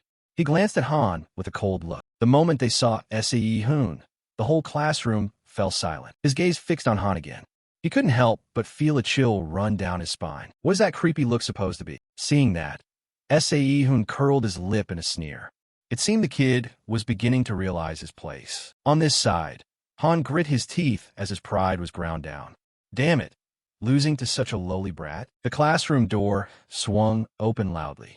In-Cheol entered with decisive steps, his stern gaze sweeping the room.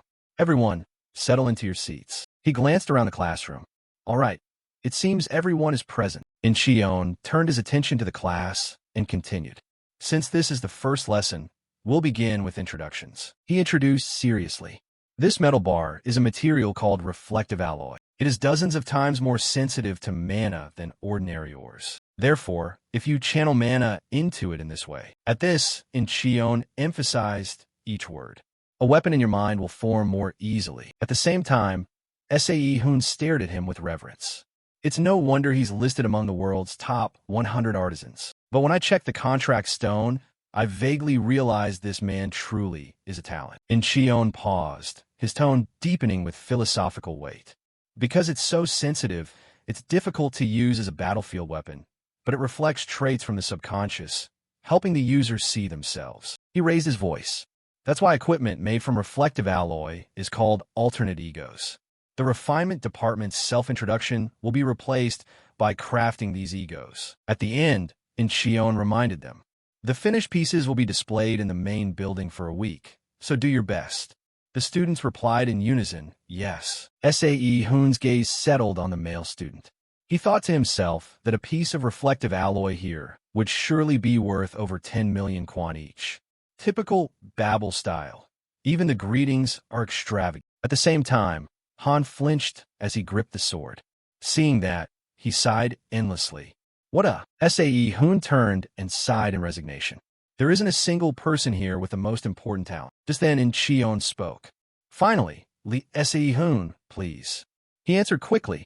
Yes, sir. Hoon thought to himself that since he was already the department's top student, there was no need to hide his ability any longer. A bold idea suddenly occurred to him. If he's going to do it, then Hoon's pupils flashed with the fire of ambition. Should he go all out this once? Then suddenly a loud explosion erupted inside the classroom. At the same time, a male student sneered, a lot of people are gathering here because of Hoon's pull. Huh. He continued in a mocking, annoyed tone. It's ridiculous that they keep praising him as being of a different class. He's only a freshman, after all. The student beside him agreed. Exactly right. The male student leaned forward and nodded slightly. That's exactly what I was trying to say. The two looked up toward the object. Inon's voice suddenly echoed. Although an abnormal incident occurred during crafting when it absorbed 19 nearby reflective alloys by itself. But we judge that this incident actually demonstrates the talent of student Hoon. Therefore, we decided to display it as is. A male student snorted, his sarcastic voice cutting through the murmuring crowd. That was definitely just a coincidence caused by some skill. The student beside him jerked his chin toward the piece, eyes full of doubt and jealousy.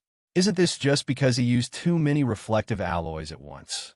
Another student interjected. It's been a long time since we've had a valedictorian from the refinement department. Maybe they're trying to promote him as a genuine genius. Just then Erica suddenly spoke up. I actually have a slightly different view. Jake stepped closer, curling his lip in a sneer. I agree with him. Saying this, Jake lowered his voice. It seems the amount of reflective alloy there still isn't enough to fully showcase Hoon's true potential. In another development, the hammer face slammed down hard. At that moment, sweat poured down Hoon's face. The man lowered his voice, astonishment flashing across his eyes. Did you manage the timing then? Even now, there hasn't been an error as small as 0.01 seconds. Assistant Han looked at him in disbelief. What more can we possibly teach a prodigy like this? He chuckled. Then just skip his part. He then signaled. Anyone want to see a demonstration? After a while, Assistant Han announced, all right, class dismissed. Meanwhile, Hoon's gaze remained fixed on the hammer. Then he stared at the metal fragments on the table. Without hesitation, Hoon raised the hammer again. Assistant Han suddenly spoke up. Are you planning to smash it? He stopped and bowed politely to the assistant instructor. He stepped closer and reminded him, we need to hand these items in after this week's forging class, so don't damage them. Hoon tilted his head. We have to hand them in. Assistant Han put on a weary expression. What do you think students get the budget?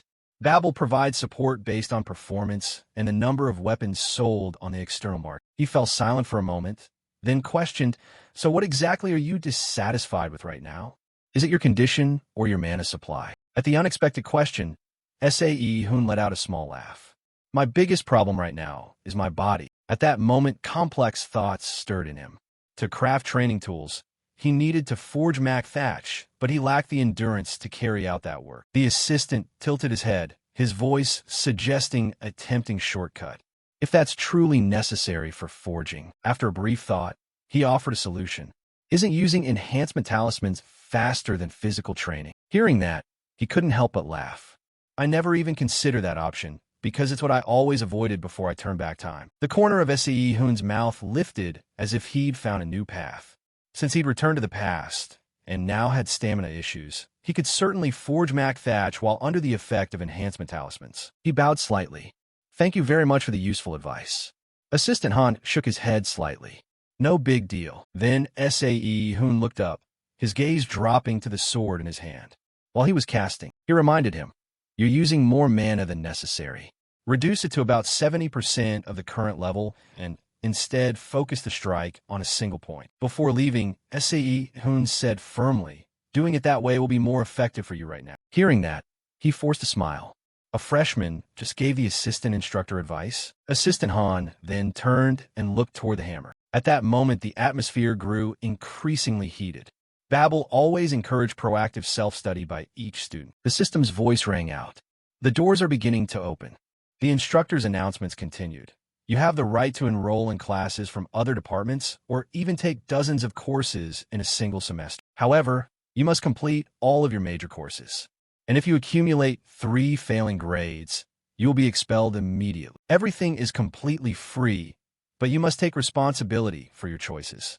Then the PA announced, "Next stop, you are the district for the School of Magic." At that moment, Hoon casually stepped off the tram. As he looked up, Erica suddenly appeared. A male student blocked the way, his tone provocative. "Hey, don't just stand there blocking the path, move." Hoon frowned. "Who are these people?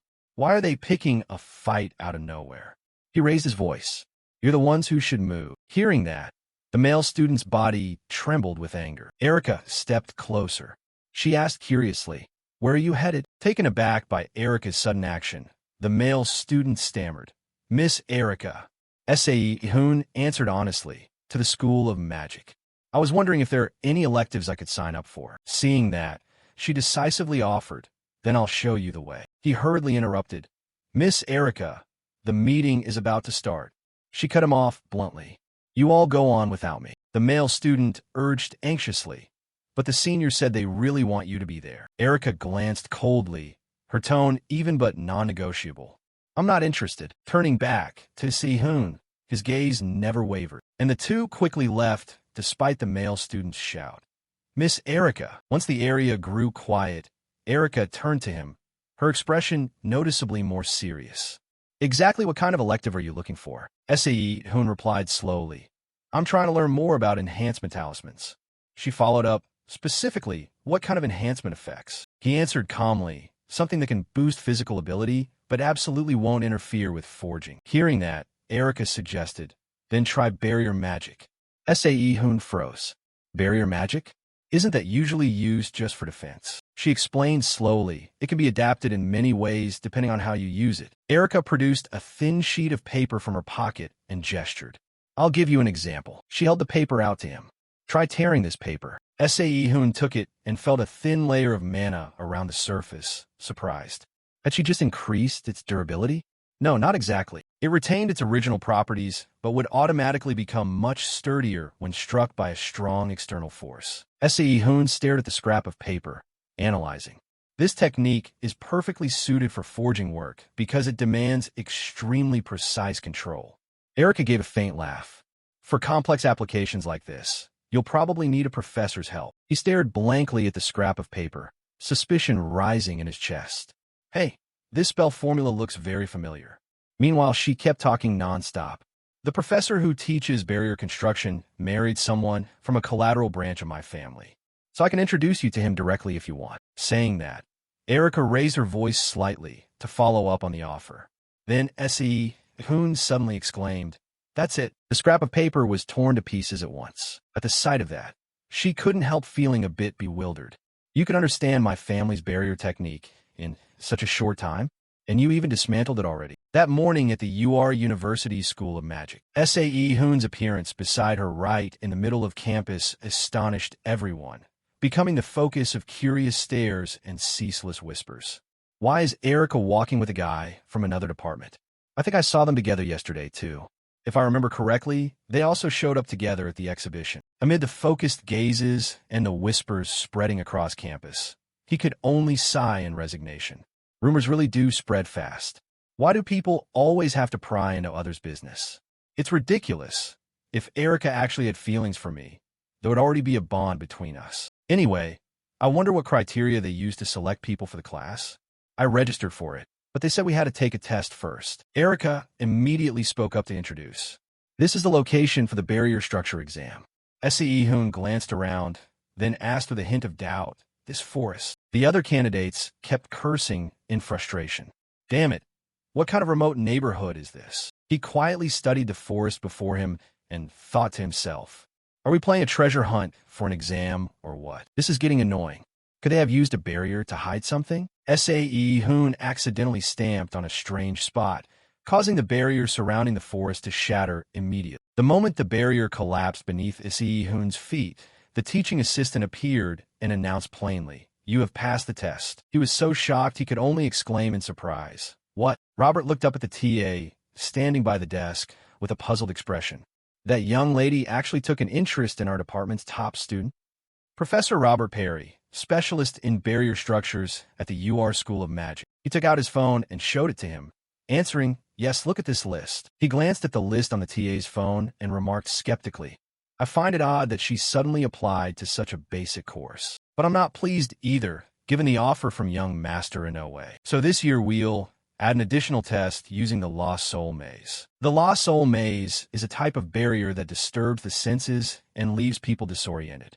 Although it's only a basic barrier, if someone is utterly ignorant of magic, they wouldn't even notice its presence." Witnessing the scene, Robert fell silent in amazement, inwardly marveling as he realized the true extent of the boy's abilities. Even without the young lady reaching out to help, could he break that maze purely by instinct? He declared clearly to the crowd, "All of you here have passed the first round. From now on, we'll divide the classes through the second test." A student raised his hand confidently.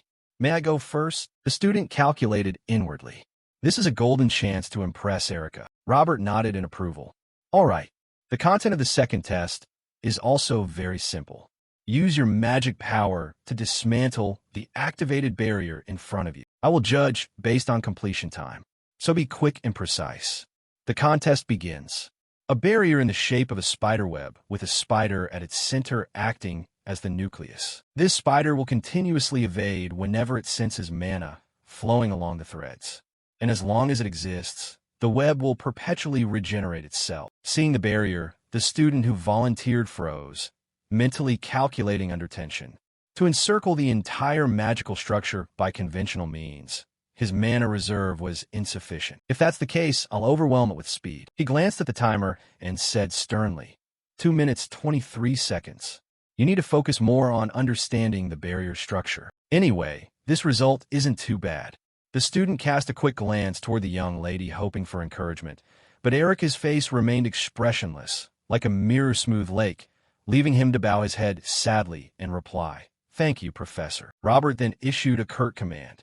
"Next person, next one, step up." After everyone had tried, he conceded helplessly, "All of you will start from the basic class. Next is Erica Ino's test. You may begin." She stepped forward with an unusually calm demeanor. Erica simply lifted a finger and touched the barrier. The entire ring of the barrier suddenly flared and shattered into 100 pieces. In the stunned silence, the surrounding students' faces went blank with amazement. Immediately after, whispers began to ripple like waves. How could she be that fast? She dissected the entire formula and caused the barrier to collapse completely. That's the level of a valedictorian. Amid the ongoing praise, he slowly stepped forward. Robert glanced at the stopwatch and said coldly, 22 seconds. Well done. But if you'd used the standard dismantling method, you might have been 2 seconds faster. Unfazed by Robert's strictness, Erica bowed slightly and replied calmly, I'll remember that. He said nothing more, his sharp eyes flicking to the next contestant as an unspoken warning about his high standards, then plainly called the name. Finally, Lee S.E. Hoon. Watching S.A.E. Hoon step forward, Robert mentally assessed him. He looked unremarkable. Let's see what his actual ability is. Instead of hastily casting magic or performing elaborate preparations, he casually sat down directly in front of the barrier. The students' murmurs grew louder. What the hell is he doing? Does he not know the test is timed? S.A.E. Hoon remained calm, his gaze steady as he painstakingly peeled apart each layer of the energy screen structure. This barrier shared many properties with Mac Thatch, namely the ability to self-repair and revert to its previous state if an impact doesn't reach a certain threshold. Therefore, to forge such a stone, a blacksmith must deliver all impulses at the same moment with precise ratios. Robert finally lost patience. He strode forward and demanded, "What exactly are you trying to do? Listen to me." Erica's voice cut in. Let him be. Faced with Erica's authoritative request, he could only fall silent, helpless. Robert said nothing further, lips pressed tight as he stepped back. In the absolute silence, S.A.E. Hoon's mind continued working at maximum speed. So if I do it this way, can I retain the impulses accumulated inside the block, instead of shattering or dissipating as usual?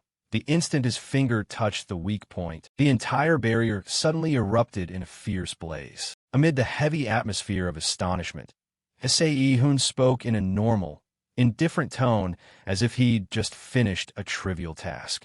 Done. If it's like this, he thought to himself, then I can forge Mac Thatch. S.A.E. Hoon stood up and strode over the shattered fragments with an indifferent air, as if their existence had never meant anything. As soon as the barrier fell, he stood up decisively and walked away, ignoring all the gazes around him. The professor glanced at his watch and announced, "The time is 7 minutes, 45 seconds. Robert watched S.A.E. Hoon's retreating figure in silence, thinking that how long the boy took really didn't matter. This time it took him 7 minutes, but next time he encountered a similar barrier, he'd surely shatter it in an instant. He hadn't merely torn down the barrier. He had devised a formula himself to dispel that magic. She watched that solitary back with anxious eyes.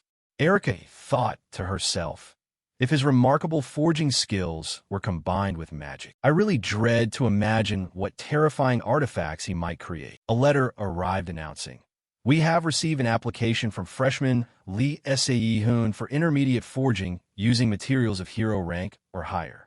According to Article 8 of the Forge Safety Regulations, anyone wishing to supervise should please contact us." The instructor looked at the computer screen and mused. I wonder how many people will come this time. Suddenly messages began pouring in, surprising him. Wow, people are responding quickly. However, not a single person from Vice Principal Michael's faction applied. Rumor has it tensions over there are high because his son was demoted to second place. Looks like the rumor was true. The instructor began calculating.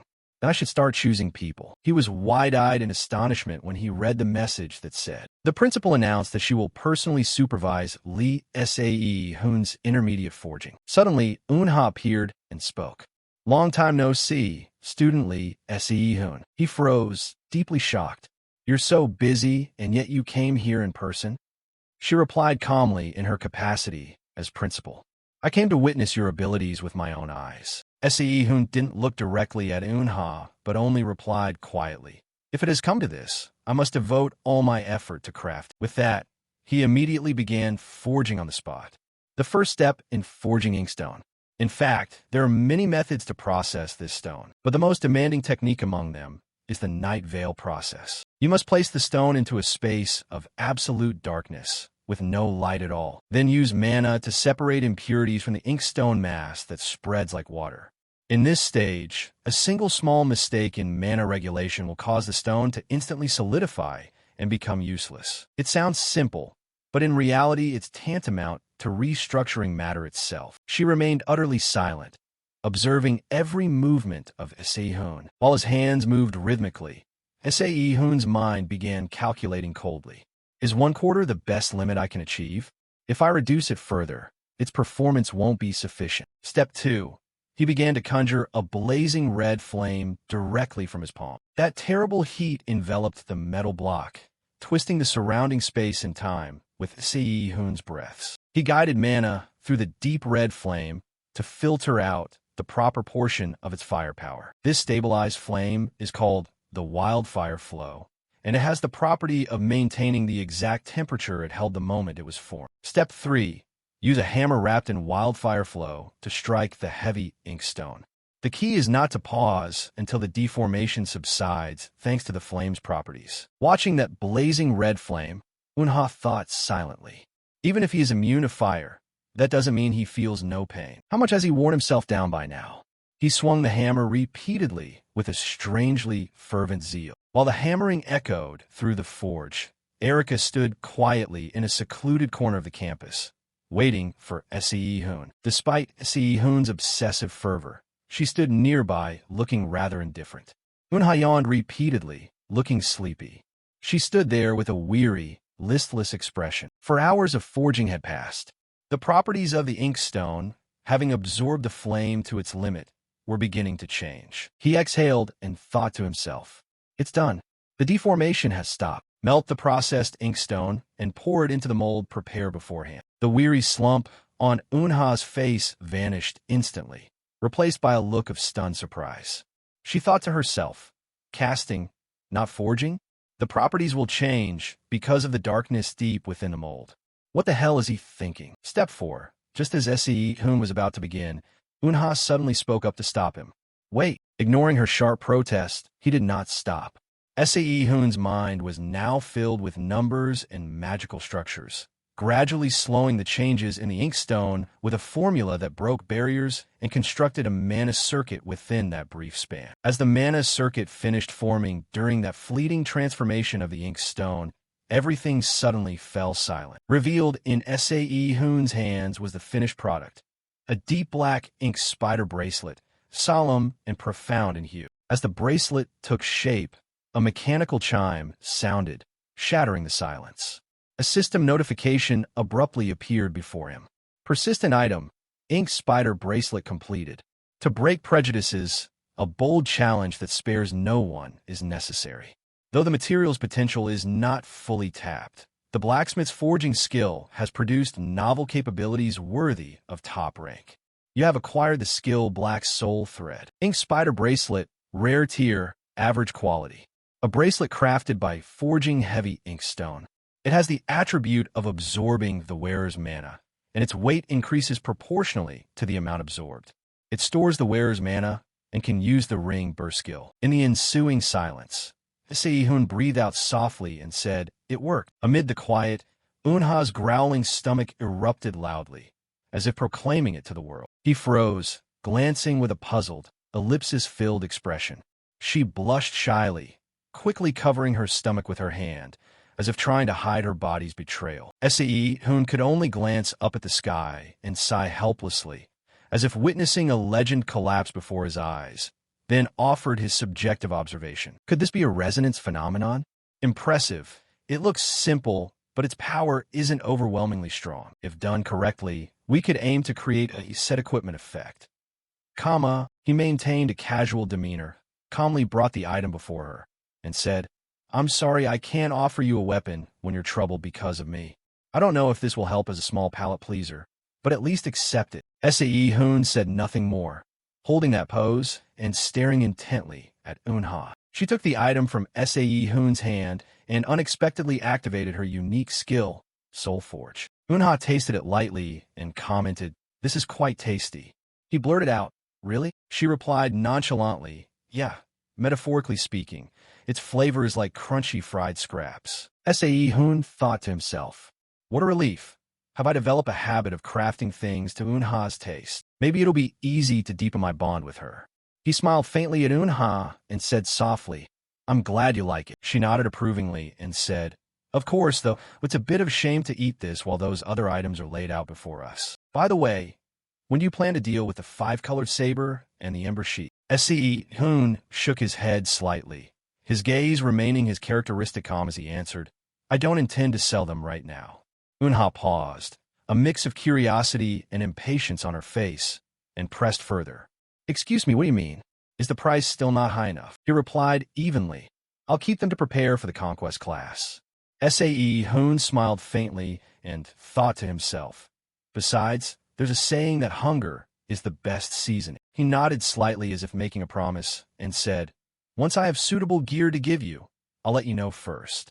She blushed, brushed off her embarrassment to regain composure, and said, "I'll be looking forward to that. Is the forging completely finished then?"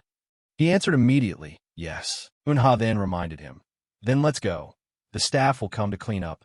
Hoon replied hoarsely, "Luckily, I have no strength left to do any cleaning." As he was walking, he suddenly felt dizzy and fell backward. She hastily caught Hoon. Hoon asked anxiously, "Are you okay?" He steadied himself and answered, "Ah, yes, I'm fine. Maybe I misallocated my stamina a bit." She offered, "Let me take you back to the dorm. Or are you afraid of heights?" Hoon answered decisively, "I'm not." Immediately, Hoon scooped him up in a princess carry before he could react. "Let's go." She took a step to gain momentum. Hoon launched forward like a bolt of lightning through the air. While still carrying him, Hoon rotated and thought inwardly, "Could the mold I just ate really draw out so much power?" As she carried him and sped through the air at a terrifying pace. Hoon could only give up and think helplessly. In many respects, the current situation has changed a lot compared to before I returned to the past. Meanwhile, Arya still stood patiently on the campus grounds waiting for him. Hoon still hasn't shown up? I need to give him this invitation. On the Babel Academy Metallurgy Department's free forum, an anonymous user posted a photo of Arya and asked, "Why is that girl here? Isn't she the combat department's top entrant?" A flood of puzzled comments followed. One person chimed in, "She's been standing motionless in front of the metallurgy main building for 3 hours, shivering." Then many replied to that comment. "Is she waiting for Borsippa department's top student? Last time she was also waiting for him at the dorm. It's probably just that. If so, just call him to come down, right?" "You idiot, I'm just guessing. Am I not allowed to?" Damn, Hoon had seen these things too, and he wondered helplessly, what on earth is going on? Hoon reassured himself, "Whatever, if it's really important, they'll seek me out again." At that moment, the classroom door opened. A middle-aged man entered and introduced himself. "Nice to meet you all. From today, I'll be teaching tool comprehension. My name is Ricardo Smiles." He slapped the door to get everyone's attention and ordered, "First, everyone move to the training center. Whoever is last will be punished with 20 laps around the stadium. Begin." Immediately after Ricardo's finished speaking, the students hurriedly stood up and ran off. "Why are we suddenly being made to run?" Hoon asked anxiously amid the crowd. "Isn't this supposed to be a theory lecture?" They kept muttering, "I don't know either, just run." Eventually they all arrived. Hoon had been punished by Ricardo's and had to complete the full 20 laps. He nonchalantly ran while replying, "Yes, I'm running." The people around him continued to gossip. "This guy's stamina is terrible. It couldn't be worse. I wonder if he really did well on the intermediate forging assignment." After a while, Ricardo stepped forward and called out, "All right, everyone pay attention." He explained seriously, originally, tool comprehension was designed to teach the theory behind equipment construction. However, due to recent flame sword hunts, we must change our training methods. There have been attacks targeting smiths capable of forging flame swords of heroic grade and above. Those perpetrators are called flame sword hunters. Running while listening, Hoon thought inwardly. Even before I traveled back in time, that case was still unsolved. He continued, "No matter how solid your defensive systems are, ultimately the only thing that can truly protect you is your own body." Ricardos raised his voice to admonish. "Therefore, alongside studying tools in this class, you will also be taught skills to defend yourselves." The students replied in unison, "Yes, teacher." Ricardos said approvingly, "Good. Today's topic will be swords." Hoon kept reminding himself, "This time I need to be a bit more careful." He kept lifting his feet. To do that, the top priority is to improve my own stamina. Hoon's hand tightened slightly as he assessed privately. "Even though I made it myself, its effect is indeed extremely good." The system displayed information. This is a bracelet cast from inkstone that can absorb the wearer's mana to increase its weight accordingly. It will store and draw the owner's mana, allowing activation of the explosion circle skill. The explosion circle skill controls gravity within a 1m radius around the user. Looking at the system stat display, he set a goal for himself. His basic stats had each increased by about 5 points on average. Before the end of freshman year, I must by any means make this body stronger. After a while, Ricardo's turned and called Sae Hoon. Stop running, come here. He glanced down at his hand again. Ring of explosion. Ricardo's evaluated Sae Hoon secretly. His physique seems better than I expected. Then Ricardo's held out a sword toward him and suggested, let's see if you have the talent for swordsmanship. Try swinging this sword. Sae Hoon took it and observed it for a moment. It might be a bit hard to move freely due to the effect of the ink spider bracelet. He hesitated slightly. It's not exactly a formally trained technique, but should I try to apply that move? Finally, Sae Hoon resolved and swung the sword down. An outside student snickered derisively. Too slow. He must be exhausted after the run. Still, his striking stance didn't look all that bad. But Ricardo's had a completely different assessment. No, it's truly excellent. His sword path seemed to have already defined the direction it needed to take. He turned and commented, however, the tempo is still too rushed. It's best to correct that point before continuing. For a moment, Sae Hoon's gaze sharpened, and Ricardo's whole body trembled. The space seemed to turn white within his vision. Ricardo's eyes froze. He stared, bewildered, at the sword pressed against his throat. Ricardo's wondered inwardly, did I just feel such fear of a technical student that it produced such a terrifying hallucination? Then he hesitantly asked, who taught you that sword style? Sae Hoon smiled faintly, though inside he was completely confused. Why did that move work? He'd said it was just a technique improvised in 10 minutes. Sae Hoon recalled older memories. Back then, Gwang Soo scratched his ear and said, see, I told you I'd repay you next time. Life has lean time sometimes, so why are you panicking? He kept begging to trade a technique instead of money. A technique? I'll teach you one, so please stop. Back in the present, Sae Hoon awkwardly scratched his head and lied. I just often watch footage of other heroes' battles. Ricardo's didn't believe him, but smiled and asked, swordsmanship, do you really want to be trained properly? He offered, I'll prepare a letter of recommendation for you to join the body control class at Aquar. That afternoon at the Aquar Center, Sae Hoon stood, dazed among the crowd. Gwang Soo stamped his foot in anger. How many times have I told you I have nothing left to teach you? Yet Jake wouldn't listen. Please, don't treat me like that. He was a retired S-rank hero and a regular customer. Ma Gwang Soo, nicknamed the Swordbreaker. Sae Hoon found it hard to believe. That drunken, gambling-addicted guy is a teacher? Seeing him arrive, Gwang Soo asked, and who are you? Sae Hoon presented the letter. I'm Lee Sae Hoon, a first-year metallurgy student. I'm here on Professor Ricardo's recommendation. He asked in surprise, Ricardo's recommended you? Jake struggled up and explained, that kid is this year's top entrant of the Borsipa department. He bluntly assessed, no matter how you look at him, he seems utterly ordinary. Then Gwang Soo questioned, hey kid, do you really hunger that much to learn from me?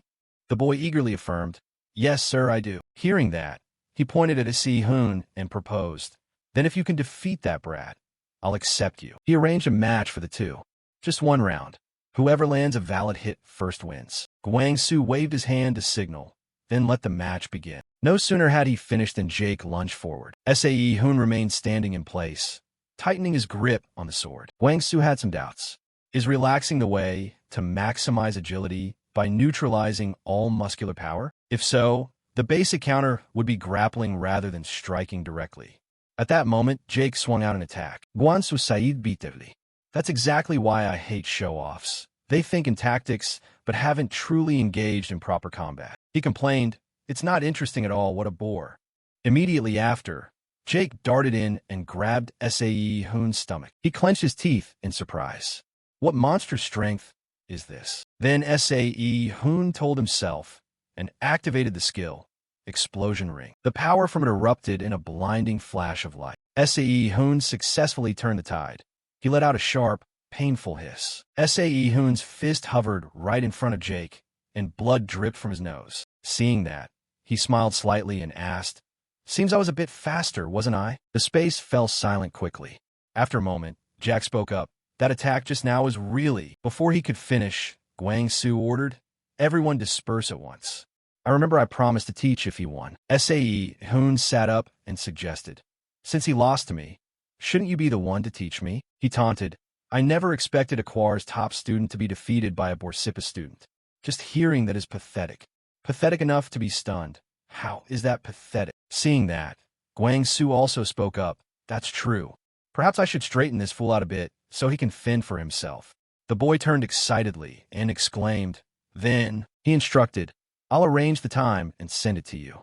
Be there on time. This made Jack extremely happy. He bowed and said, I sincerely thank you, teacher. Guang-su sighed irritably and waved his hand. If you're done, you can leave now. Then he turned to Hoon and said, I still have some private matters to discuss with this kid. After the room was down to the two of them, Guang-su requested, demonstrate again the sword technique you used against Ricardos. He responded quickly.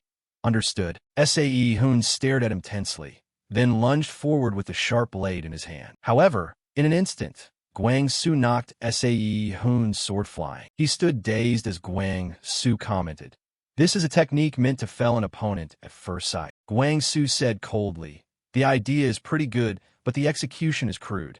Do you think it's normal for a sword technique to show its weakness by the second use? He snapped angrily.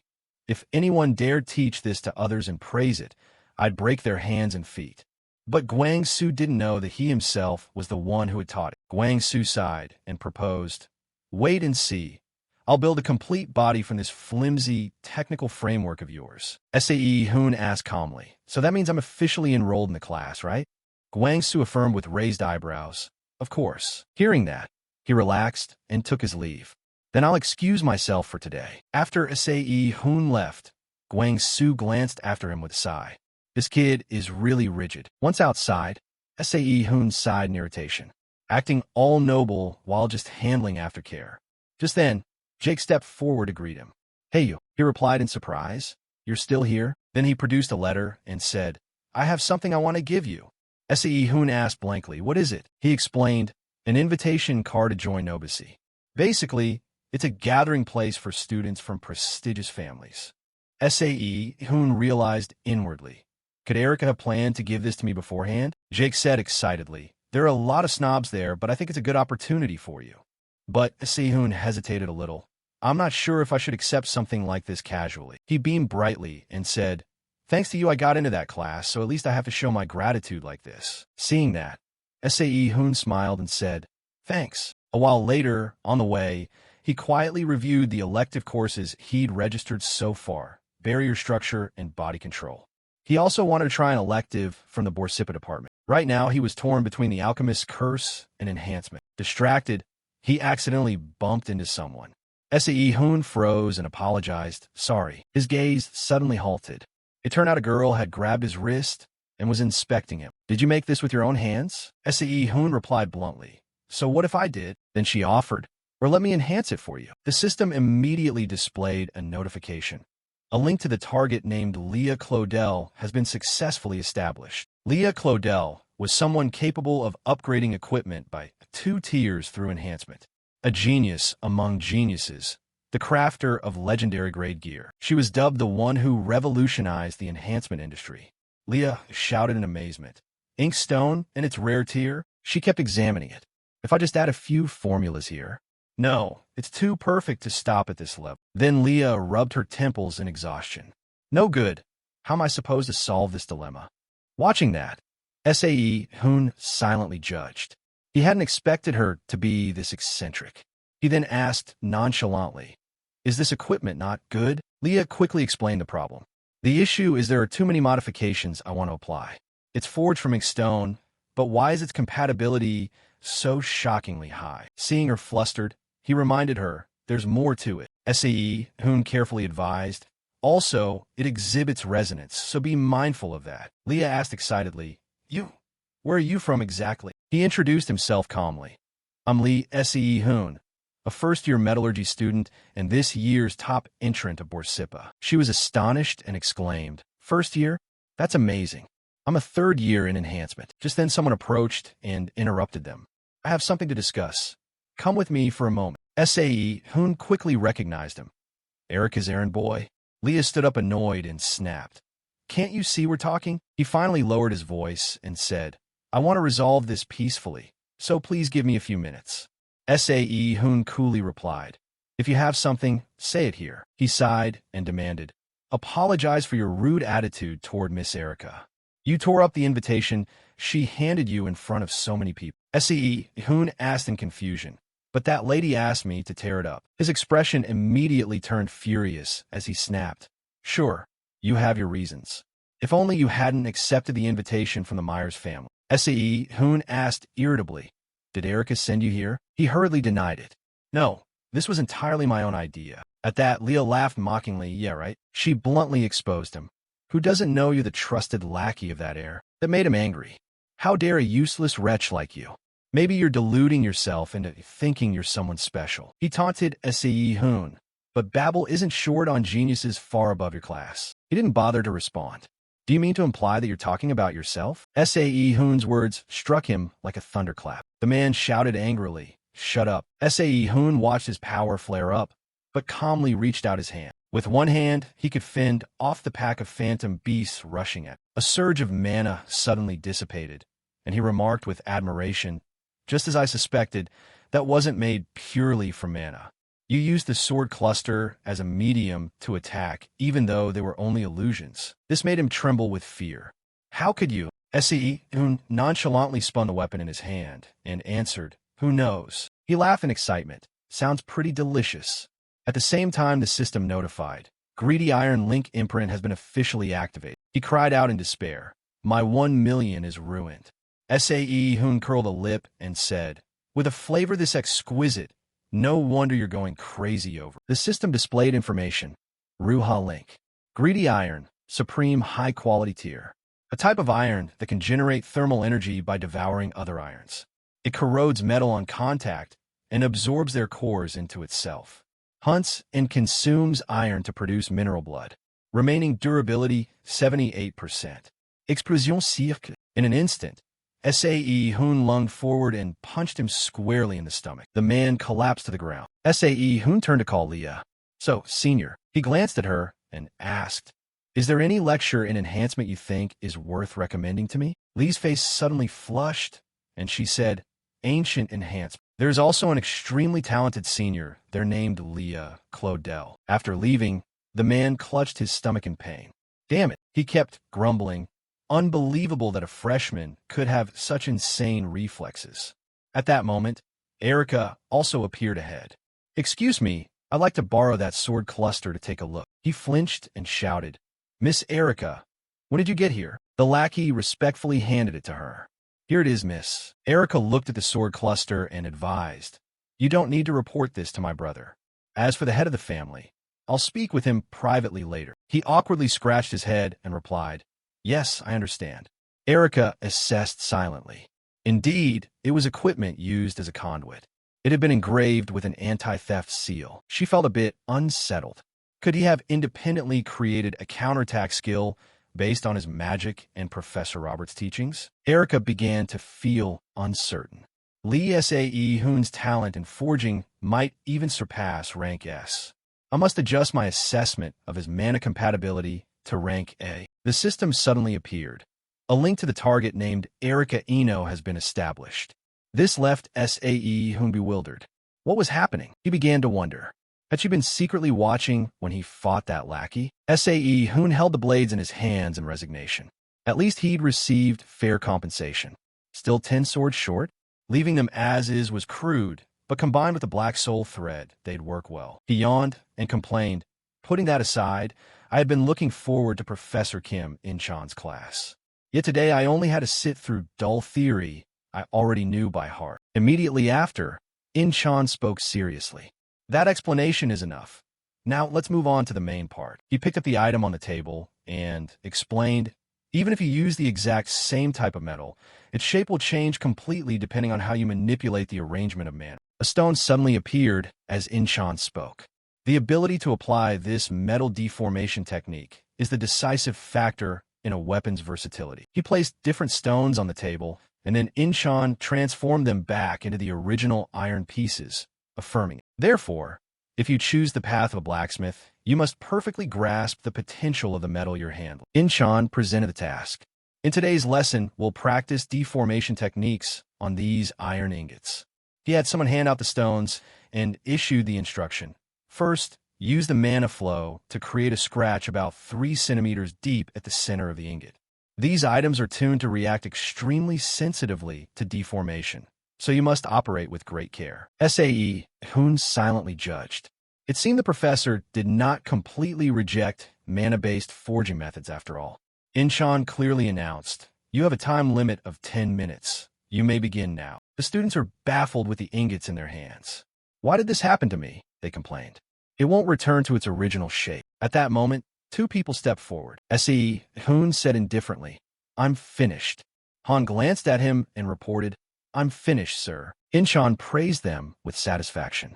"Good. You two may proceed to the next training stage." Then he introduced a new problem. "I'll demonstrate a different arrangement pattern. Try to apply it." Han looked at SAE Hoon confidently. His speed and level of finish matched SAE Hoon's. "This time I'm definitely going to win." In-Cheol continued explaining. "Next will be the arrangement according to this diagram." He hurriedly executed it with overflowing confidence. His opportunity had arrived. Han thought happily to himself, "I'll complete it perfectly so everyone will be amazed." But after he finished, In-Cheol requested, "Han Barmit, try restoring that ingot to its original state." Han immediately froze and asked, "Sir, what did you say?" When he tried to do it, he panicked. "Oh, why did this happen?" Han helplessly realized the arrangement of the mana flows had been completely destroyed. Seeing that, In-Cheol spoke up. "That ingot couldn't withstand the deformation you applied. In other words, that proves your handling method was flawed from the very first step." He asked again in confusion, "But I clearly did exactly as you instructed." He bowed his head and explained, "What I emphasized earlier is that you must fully understand the inherent potential of the metal." In-Cheol continued criticizing. "If you cannot restore the mana structure that was affected, then it's no longer deformation, but a severe degradation of the equipment. It will become a major variable affecting quality and performance. So you must study this part thoroughly from now on." Having heard this, Han bowed his head in response. "I will remember your teaching well." Then he glanced at SAE Hoon, wondering if that guy truly understood the key point. He finally concluded, no, he probably just got lucky while spacing out. However, immediately afterward, SAE Hoon succeeded. It really worked. He restored the ingot back to its original form. This left the students bewildered. What? Didn't the professor just say that method was impossible? That can't be. Even In-Cheol was puzzled. "Student Lee SAE Hoon, could you please perform the deformation technique you just used for us once more?" SAE Hoon thought helplessly. "I accidentally made him misunderstand." He awkwardly explained, "This works only because these are specially tuned ingots for students. A standard ingot could never do this." Watching what was happening, In-Cheol realized the truth. So that's it. The success was thanks to the heightened sensitivity of these specially modified ingots. He pondered in silence. He couldn't believe he had overlooked that crucial detail himself. A conqueror of the summit and the greatest smith, Saint Fire Lee Kent's.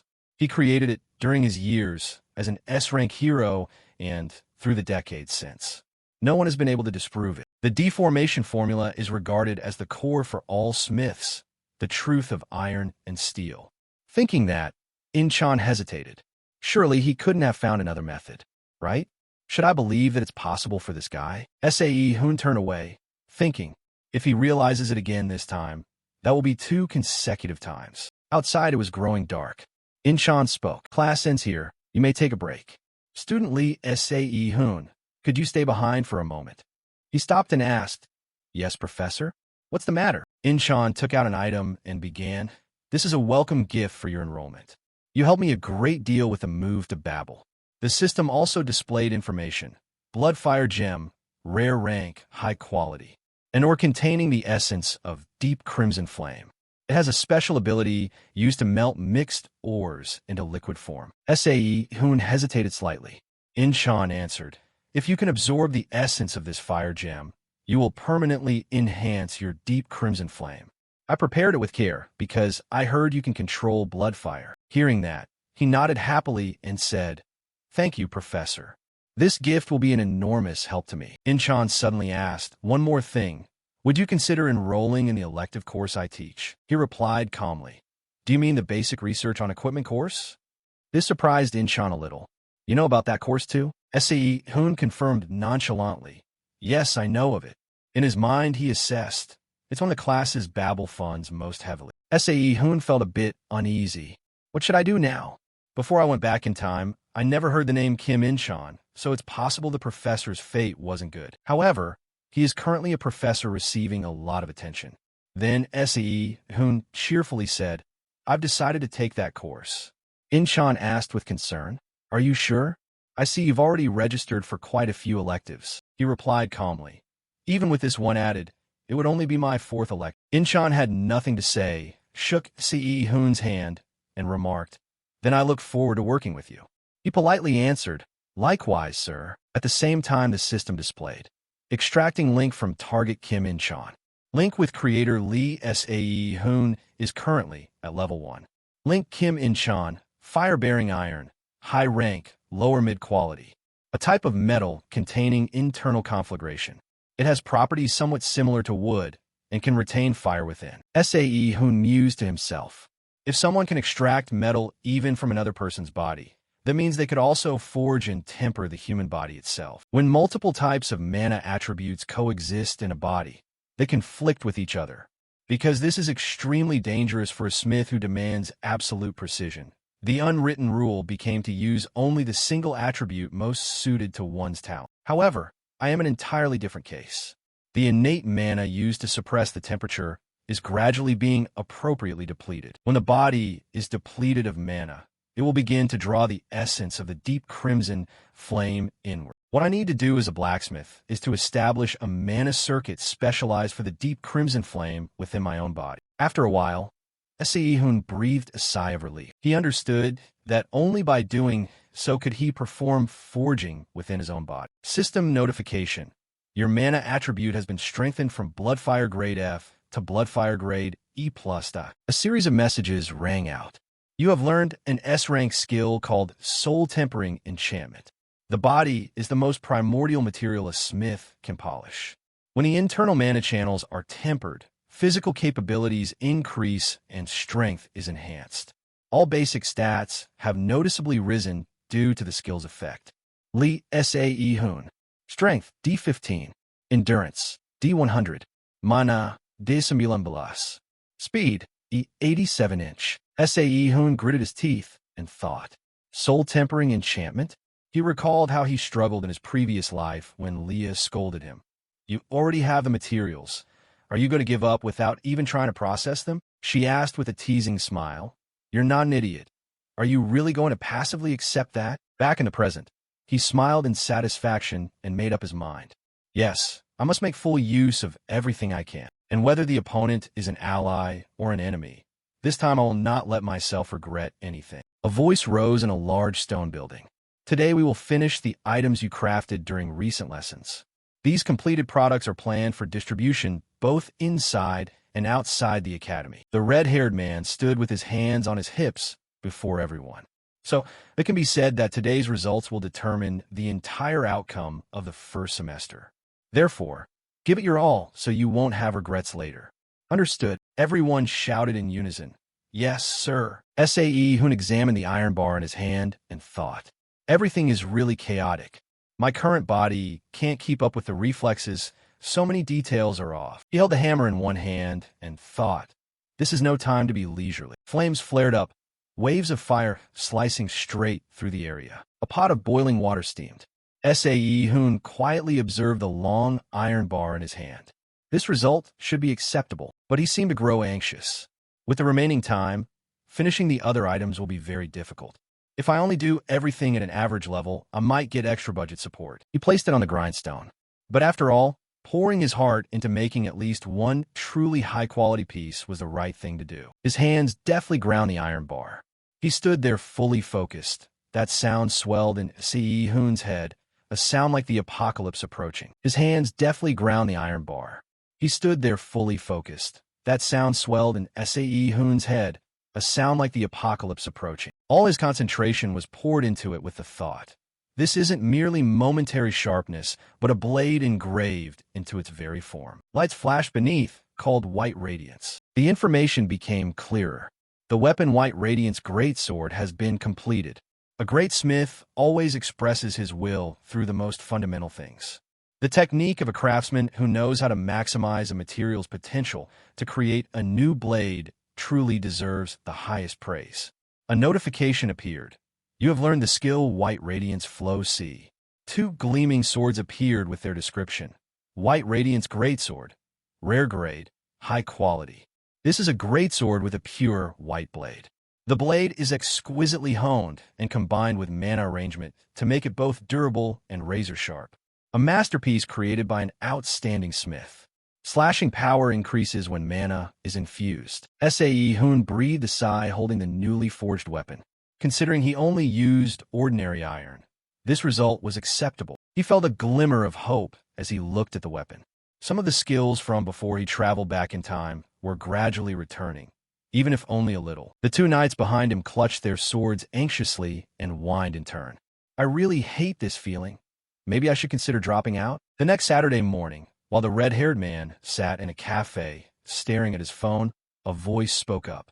I didn't expect you'd want to witness my enhancement technique. Hoon glanced around as they walked. Well, I'm actually pretty curious about your basic techniques. Seems like a lot of people are gathered here. Leah, walking beside him, also watched and said, Don't worry, my workshop is in a much quieter area. The two of them headed toward a peaceful farm area as he asked, Isn't this place a bit far? Did you think I'd be able to easily watch your technique up close? She pulled him into Aquar's metalwork shop. It's right here. She stepped in and called out loudly, Ma'am. Her voice echoed. I'm here. Helena sat inside, picking her ear with her pinky and grimaced. I'm not deaf. You don't have to shout like that. Hoon, trailing behind, seemed irritated at her question. Who's the kid with you? Your boyfriend. Leah stood in front of him and replied, Of course not. He began to smile slightly when she spoke. He's this year's top entrant of the Borsipa department. She replied, Babel, huh? Maybe they're in decline if they're taking in someone who looks so weak. Then Helena pushed herself up from the table. My name is Helena. Hoon then introduced himself. I'm Lee Hoon, a first-year metallurgy student. She seemed to snap. Enough chit-chat. Get to work. The backlog this week is huge because of the new students. Leah glanced elsewhere and sighed. Yes, I know. She pointed to the room in the back. The way into the forge is this way. Looking at the items in the room, Hoon thought the woman's skill was deeper than he had expected. Trailing behind, he observed carefully with each thought. He couldn't understand why someone like her ran a metalwork shop here. She walked ahead, examining each piece and muttering. The work really is piled up. A tray of vivid colors lay on the table. This is the enhancement palette, and these are powders ground from mana stones. He folded his arms and glanced, thinking the standard was usually 8 colors, but she used a far wider variety.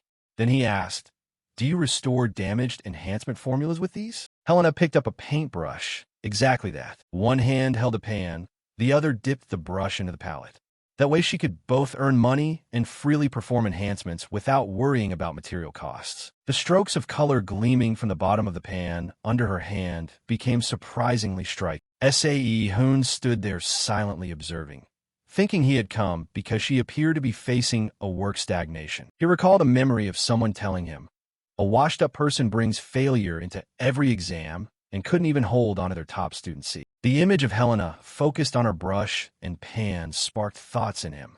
Indeed, seeing it firsthand, he felt he had found the cause and a way to solve her stagnation. With those thoughts, he turned and stepped forward.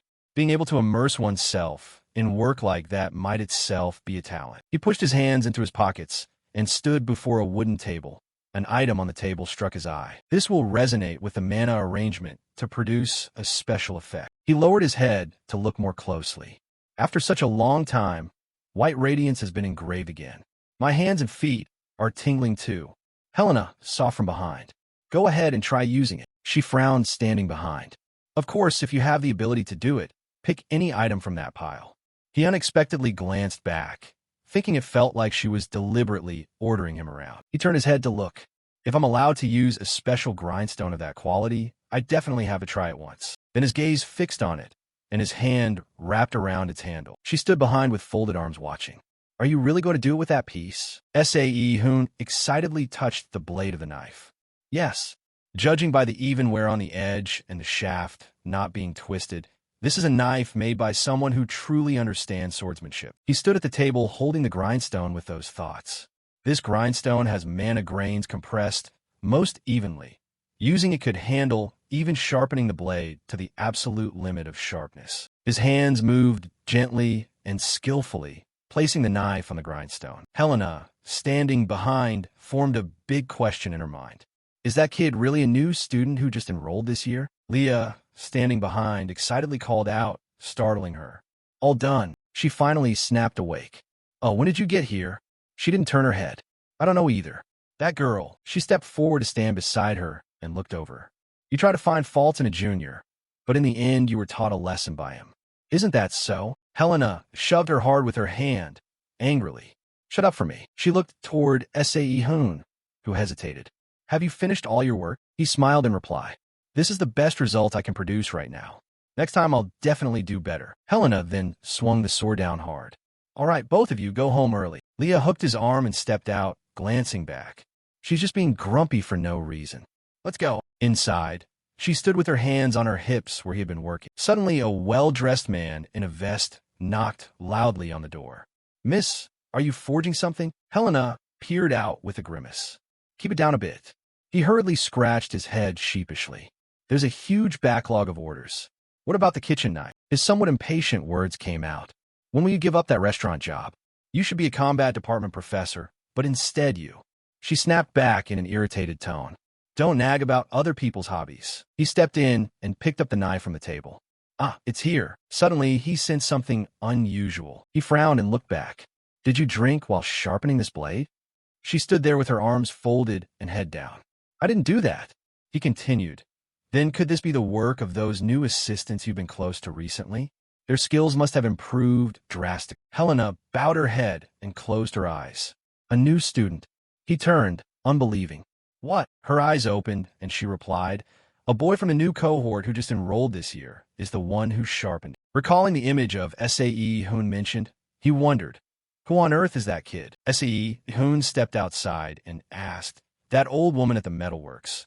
Was she originally a former metallurgy instructor? Leah walked beside him and answered, yes. I heard she retired 5 years ago and returned to Aquar to open this shop. He glanced down at her. Is there something hidden behind that? She glanced back. I'm not sure either. Probably nothing too special. An image of the academy formed as she spoke.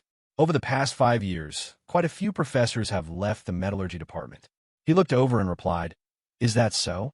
Sae Hoon kept thinking, if this place is destined to become Babel's weakest department in the future, this is clearly something he can't ignore. Leah next to him put a hand to her chest. More importantly, what do you think of my enhancement technique? He startled and looked at her. The basics are definitely solid. It's pretty good. Her face filled with pride. Oh, please, it's not that big a deal. Suddenly, he spoke with some interest. However, your way of thinking is still too narrow. The air seemed to darken as Leah jumped forward to face him. What did you just say? Sae Hoon pointed straight at her. You can come up with better approaches, but you don't dare apply them. She stammered in reply. How could you possibly know that? Leah seemed to sink into gloom and bowed her head to hear the comment. If you don't know, you can learn, but if you know and still won't act, that's the real problem. A craftsman's imagination is their weapon and gift, yet you're suppressing it. Everything shattered inside her, as if, do you think I do these things simply because I don't understand them? Sae Hoon winked, sighed, and searched for something in his coat. Then he pulled out a sword, surprising her. I have another plan, so I can't perform for long. Focus and watch carefully. He then produced a stone underwater as an example. Suppose someone asks you to place a stone beneath the surface. Creating the stone and dropping it is the smith's work. The image faded. While depicting the image of that sinking stone on the water is the art of enhancement. That's why enhancement always carries the essence of dreams. A sword appeared with red lights swirling around its blood fire. The sword flew before her, unexpectedly surrounded by powers entwined with white radiance swordsmanship. The powerful image manifested. Don't just affect the outer shell. Imbue the enhancement deep into the weapon's core. He observed the knife in his hand and the energies swirling around it. If one layer isn't strong enough, divide them into multiple tiers. Sae Hoon's hand swept it down hard. As she executed it this way, he stood there and forcefully hurled it behind. It landed upright into the ground. It drove straight into the earth. Everything seemed to pause along that trajectory of force. He looked down and thought seriously. I can't claim this as a canonical enhancement technique, but if it's Leah, seeing her with a hand to her chin only reinforced his thought. Geniuses like her often find their path, even when hesitating. Suddenly, Leah panicked and pointed back. Junior, lend me that item for a moment. Please, let me borrow it. She dropped down and pulled Hoon like a swing. I promise I'll perfect it and give it back. Please, please. He broke into a sweat and handed over the item. I don't mind, but if you're taking it, you should take this too. She jumped up, overjoyed as if receiving affection. Thank you so much. I love you to death. She vanished, leaving him standing there alone. Hoon exhaled as a notification appeared. Establishing link with subject Leah Claudel. Link level with creator Lee Hoon now at level 1. He also spoke. That girl's still so childish. Standing in the crowded campus, Hoon looked around and thought. After all, today he finally had the chance to meet one of the 3 hounds. The youthful duels between the Mad Hound and the Demon God Lightbreak. He remembered Erica following behind, and it made him think, but more importantly, then he asked, "What are you doing?" She whispered eerily, "Just following you." He replied indifferently, "So if I told you to go somewhere else now, would you?" She stepped up to stand level with him. "I'll go. I can just watch you from a distance." Hoon glanced back and exhaled. "I figured you'd do that." He stepped inside. "Come on, let's go in." An item like frozen snow appeared with a description. Social pact link of Erica Eno. Rarity, rare, quality, low to moderate. An artificial or refined with mana, effective at regulating internal mana chaos when blended with other minerals. Another magical stone appeared with a notice. Leah Claudel's composite explosion block link. Rarity, rare, quality, supreme. A sharp, multicolor dore. It serves as an excellent amplifier to fully unlock the potential of composite materials. At the wide stadium grounds, a charming booth appeared on the screen. A warm welcome to the new students of Babel Academy to the famous tour spot of the Martial Arena. I extend my sincerest greetings to everyone for this ranking match. She posed and winked on the screen. I am the youngest professor in the martial arts department and today's commentator. My name is Ran Fong. Under the spotlight, her voice echoed. So we won't keep you waiting. Let's introduce today's fighters. The tall silhouette of a woman emerged under the lights. First, look this way. 4th-year valedictorian of the Aquar region and the future heir of the Myers clan, famed for producing S-rank heroes. She brushed back her golden hair. A perfect superhuman who has continuously broken records and held the #1 spot in the martial arena for 3 years. She is currently an active A-rank hero and our champion. The pretty face of this girl was revealed. Arya, the Sword Saint, who finally conquered the highest peak of the hero tower, Arya Mir. Loud cheers rose as Hoon and Erica stood with arms crossed watching. Sis, take me with you. Arya shines too brightly. With John's announcement and the first challenger daring to face today's champion. The light then shone on a man with a long sword on his back. A Korean intangible cultural heritage, heir to the fire wheel scorching spear technique, 3rd-year valedictorian of the Commerce faculty, and a top candidate for the arena's 10th rank. Hoon looked down and thought, finally we've met. The man stood there exuding power, the Mad Hound. John also shouted the man's name. In-Cheol. Blades streaked with fire halted as they neared the ground. On the other side, Arya deftly manipulated her sword, and she launched a strike that forced him to leap back. He gritted his teeth and forced himself onward, gripping the wooden rail beside him. Arya's gaze turned terrifying. Then flames swirled into a churning ring around her. It seemed to directly want to attack Song-ha. This made Hoon standing above think. Even accounting for his youth, he still hadn't reached the necessary standard. Could it be that he hasn't received support befitting the heir of the fire wheel scorching spear? Song-ha's hand went back into a thinking posture. Many things bothered him, but the biggest obstacle was the equipment Song-ha was using. But he threw it aside and prepared to charge. A long, sharp blade slid past and grazed his neck. Song-ha looked bewildered at the sword point at his throat, then went quiet. I've lost. Arya placed her sword in front of her cheerfully. You did well. The match officially ended. The final victor was Arya Myers. The two of them stood on the same dais. Ran, holding the mic across from them, continued her work. Next, we'll conduct interviews with both fighters. That was the plan, but student Song-ha had to leave early due to unexpected circumstances. She covered her mouth and laughed. Facing a 9th ranker immediately afterward really was too much even for me. Song-ha quietly departed as all the lights focused on Arya. or I can fill this downtime with a live Q&A with myself. The crowd up there was enthusiastic. Yes, absolutely. SAE Hoon up above winked and thought. That guy looks really frustrated. He suddenly stood, making Erica turn. Are you going to skip the rest of the match? He put his hand in his pocket. Yeah, I'm not that into that fighting style. He walked off while saying, look at her. She seems restless standing there, doesn't she? Erica turned, somewhat worried, thinking, it's a relief he's not there to meet his brother. But why is he so angry like that? Suddenly a voice spoke beside her. An interesting new student, huh? Has Arya been standing there looking back all this time? Her amber eyes looked back with hope. Maybe I've just found someone like that. Song-ha was meditating in the park area near the martial arena. SAE Hoon quietly approached, thinking Yom Song-ha was still alive and quite healthy. Song-ha recalled the flashy strikes he'd unleashed.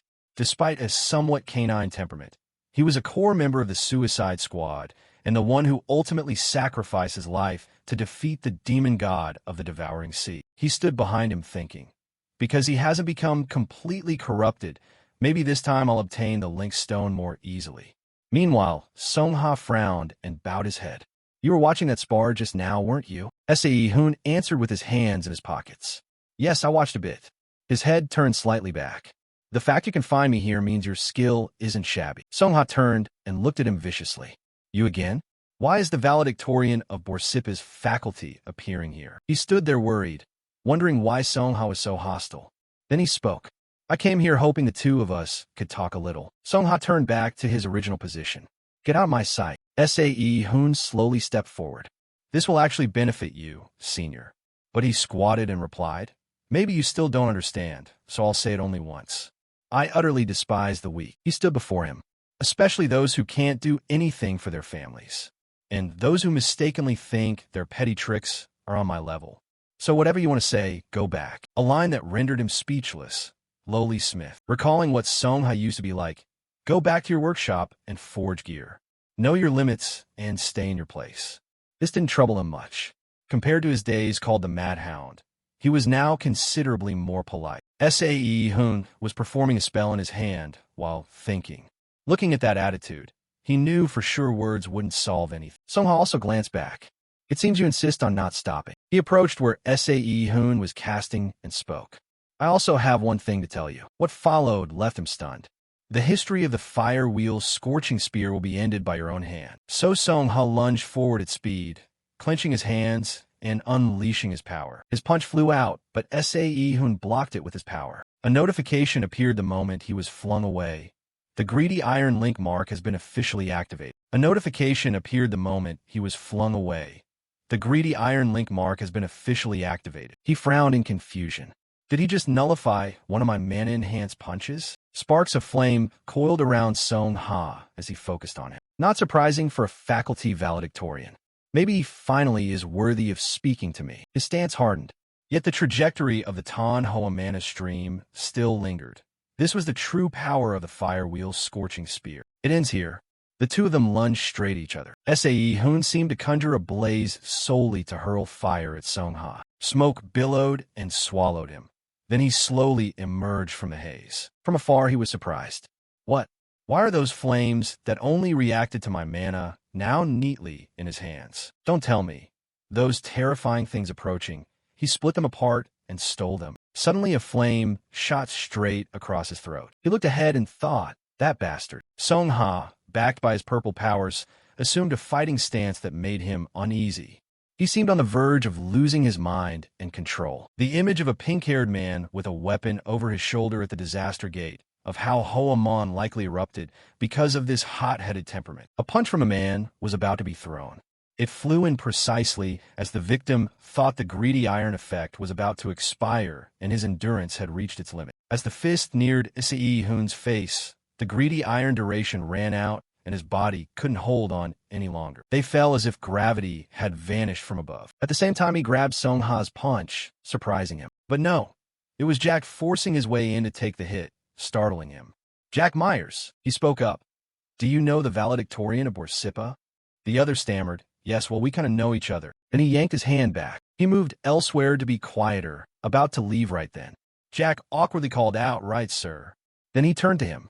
SAE Hoon, let's go. He glanced at him, face pale with fear. Remember what I said.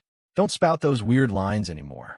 Get out of here quickly. Across, Song-ha stood alone in thought. He lost control and thrown that punch. He almost sullied the honor of the fire wheel's scorching spear and brought disaster on his master. His gaze dropped downward. On the street, Jake walked ahead of him. What the hell were you thinking, picking a fight with that senior? If I hadn't stopped you in time, you might have actually died. Hoon bowed his head and exhaled. Me? It's not that simple. The man beside him worriedly asked. What did you say? A notification appeared before his eyes. A link with target Yeom-song has been successfully established. He said, I was only issuing a threat to him earlier. But thoughts also surfaced. The next step is extracting the link stone, thinking of Song-ha's fierce fighting image. However, the person I once knew was exactly the mad dog Yeom-song-ha. If he's still this weak now, the effectiveness of the link stone could be altered. I need to calculate how to raise the link level with Yeom-song-ha. Then he looked at Jake. Still, this guy seems like he could be useful. He asked, did your hand get injured? He beamed and pointed at the wound in his palm. It's fine, my hands are pretty tough. Hoon glanced over as they walked. Tough hands? How ridiculous. He turned and, more importantly, held his hand out in attitude. What did you say about my sister at the arena? He was a bit surprised. You mean Arya Myers? The other replied, yes. He answered, nothing major, just that she seemed a bit arrogant. Jake clutched his head in terror. What? No wonder she kept grilling me about everything related to you. Hoon stood there thinking of Arya. She's definitely started paying attention to you. Hoon's face went cold as he recalled the woman in question. My sister seems to have begun noticing you. The sister mentioned, Arya was smiling. He sighed helplessly. In such a noisy crowd, she still heard everything. Her ears are sharp. Jay tried to advise. Next time, please stop. My sister is an A-rank hero, after all. Hoon put his hands in his pockets and spoke mockingly. Actually, if it's just concern, I'm fine with accepting it. When he looked at Jake, who was tearing his hair out in despair, a thought came. Yeom-song-ha's biggest worry is probably defeating Arya. If I draw the attention of her rival, my influence will naturally increase. He put on a bored face and sighed. Don't undervalue that. You don't understand. My sister truly is. Before he could finish, Hoon cut in bluntly, petty and scheming, right? Jake flinched reflexively, glancing around. Well, maybe you shouldn't use such harsh words. Suddenly his expression grew serious. Hoon fell silent at the question. Why do you have such animosity toward my sister? The girl in armor, golden hair, wielding a powerful black sword. The holy sword, Arya Myers. She stood like royalty, facing the monsters head-on. It had once been a soulless, dull blade. Under the deep black moon, Arya raised her wings and lifted that sword skyward. One day, that holy sword suddenly vanished without a trace, and the one who emerged afterward was the person who turned a demon god's corpse into their own weapon. Demon god Annihilation Light. In the dark, Hoon gave a faint, thin smile. Just looking at her invites trouble. Then he strolled off, waving a casual goodbye. I'm leaving. Jake stood dazed behind him, still not understanding. What has happened? He suddenly paid attention to a buzz from his phone. On his phone screen, he received a message from his sister Arya Myers. It seems you've just made a very interesting friend. Tell me all about it later. He read it and startled. She means from now on, I have to act as a bridge between the two of them. Suddenly his eyes froze, going pale. Arya sent a message that hinted slyly. Your petty, scheming sister asked you for a favor. Jake stood alone on the street, stunned as he read the message. Damn. Cut to the next morning in a lecture hall at Babel Academy. Hoon sat in class, hand on his shoulder from a twinge of pain. Was I a bit overboard confronting Yeom-song-ha yesterday? Han, sitting at the desk ahead, barely moved his lips. The schedule for the exchange session will be set soon. Reese drove the tiny car into the classroom, brandishing his cane and shouting, Order! He stepped to the front of the class with his cane and launched into an introduction. My name is Reese Dova. I'll be in charge of your major classes for the next 2 weeks. My lessons will focus on attribute refining. The students in the room went pale when they saw him. They all shared the same thought. This renowned professor was a madman. Reese Dova remained calm and spoke seriously. Before we begin, I have an announcement. You must make good use of this opportunity and submit your homework to me next Thursday. First, David. David jumped at his name and answered, Yes, sir. Tiny Reese Dova sat comfortably on his little car, holding a sheet of paper, and the last name on the list was Lee Sae Hoon. When his name was called, he stood. Han, seated ahead, glanced down. Everyone wondered how much money he would get. The student next to him thought the amount must be 3 times what I received. Ristova announced crisply. As for Sae Hoon's budget, it hasn't been officially announced yet. He started and blurted, "What did you say, sir?" He had deliberately let his bangs fall over his eyes, because people kept mocking his haircut as old-fashioned, outdated, and ugly. Ristova stayed composed, stroking his white beard. Because the level of completion in the piece you submitted contrasts so dramatically and far exceeded expectations, the school decided to include it in the public auction for second-year students this Wednesday. He continued explaining the reason. "So we'll base your budget on the final auction price. Be patient a little longer." Sae Hoon stood there, frowning in thought. Could this be Vice Principal Michael's scheme? He suspected the Vice Principal had intervened to handle it separately. His mind kept mulling it over. But on second thought, if anything shady were happening, Professor Kim In-Cheol would have stepped in to stop it already. He replied to Reese, "I understand the situation, sir." Ristova didn't look menacing. He beckoned them to the next lecture. "Today's topic is surplus mana. An outstanding student has volunteered to assist me during this advanced practical session. Please come forward." That student was Song-ha. He appeared and entered the class as Ristova introduced him to everyone. "This is my temporary assistant, Song-ha, a third-year commercial magic student at Arya University." A student beside Sae Hoon exclaimed loudly, "Why did that famous senior suddenly show up here?" The class reacted with excitement, as if seeing a beauty. Song-ha stood next to the professor as he continued the lecture. "That's enough introduction. Let's grasp the basic concepts before moving on to practice. The round specimens that emit mana are mentioned in weapon crafting. Surplus mana mainly appears in 2 forms. The first is basic energy charging type. The second is an independent form that can generate mana on its own or absorb it from the surrounding air. Both have pros and cons, but the independent type is much more difficult to produce. Ristova lectured sternly on theory. The reason is that there's no fixed standard for constructing a mana core. It varies depending on materials, technique, and the mana source of the creator. He looked to Song-ha, standing beside him, and continued. "Therefore, you'll all start with the energy charging type first. Assistant, please demonstrate." His hand began to clench and tense, emitting a red mana. The red mana started to manifest in the classroom space. Fire affinity mana is naturally prone to eruption, making it difficult to use as surplus mana. He formed 2 red mana streams that met into an arc. However, if one can restrain that nature, it reveals excellent storage capability. Ristova continued his explanation based on Song-ha's demonstration. A typical example is the technique my assistant is showing right now. Spear Fire Wheel Scorching Flame. Han froze, stunned by the display.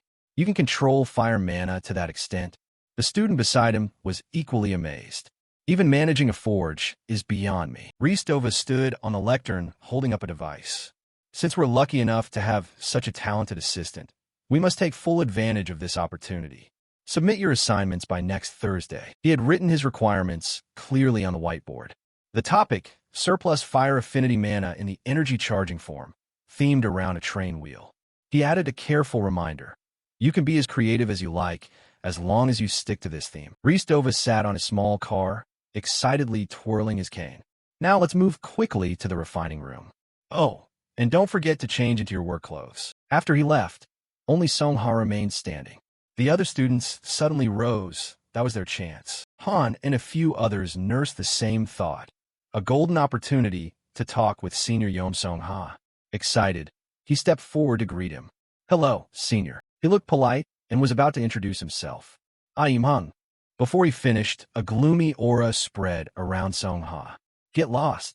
Han dared not linger and slunk away.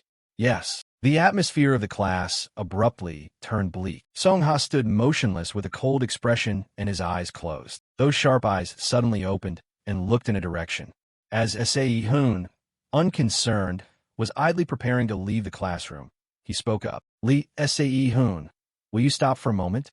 What do you know about me?" A burly man's body radiated a spiraling red mana.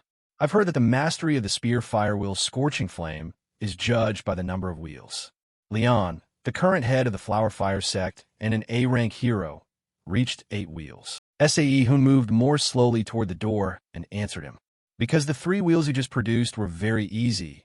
If done properly, you could actually maintain 6 wheels at once. Song-ha quickened his pace to follow and called out, "Wait, so what of it?" Hoon suddenly spoke, causing him to freeze and stop in his tracks. "You've touched the 7th wheel before, haven't you?" He slowly put his hand in his pocket, trapping him. "But one day you won't be able to hold it anymore." Song-ha stood behind, trembling with anger as he watched his retreating back. How did he know that when he hadn't even reported it to his master? His face grew icy, and his words turned cold. "You see, I have some talent for controlling fire, but when I watch the flames you display, something feels very off. You can't detonate the remaining surplus force completely. Or rather, you're letting it dissipate chaotically." Song-ha stepped closer and asked directly, "Do you know why that's happening?" His face went blank, his eyes widening as he heard. "I have a few guesses, but..." The next words from his mouth shattered his hopes. "But I don't see it necessary to tell you." Seong-ga exclaimed in disbelief. "What?" He stood behind, clenching his arm at his side. "State your demands." Hoon didn't hesitate. He raised one forefinger. "First, you must pay an appropriate price for any advice and help I give." 2 fingers appeared on his hand. "Second, when facing difficult decisions, you must consult me." Hoon finished and walked on. "Tell me your decision before we step into the refining room." Song-ha leaned back without hesitation or further thought and immediately answered, "I agree." His voice set a serious condition. "If you can prove it." Time shifted to another scene. Afternoon at the smithy. In this area, several people in identical uniforms were working. Time shifted to another scene. Afternoon at the smithy. In this area, several people in identical uniforms were working. Hoon was focused, picking up items and placing them into the hot forge. Was he even making anything that skipped drawing a single sketch? Did he mean he didn't need to verify the selected stones placed into the kiln with fire, ore, and shadow, or mixed at a 7-to-3 ratio? 2 people came up behind his busy back and whispered, "What if stuffing all the attribute mana and randomly causes it to dissipate? Why would the department valedictorian do something so reckless?" His gaze didn't waver. He focused on his calculations.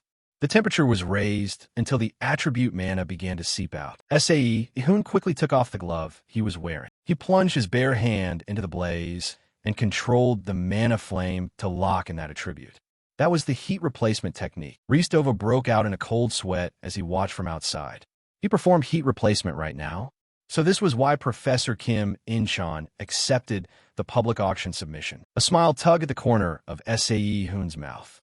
To ordinary eyes, it looked like a mundane heat replacement, but to Yom Song-ha, an entirely different scene unfolded. At another moment, he silently widened his eyes.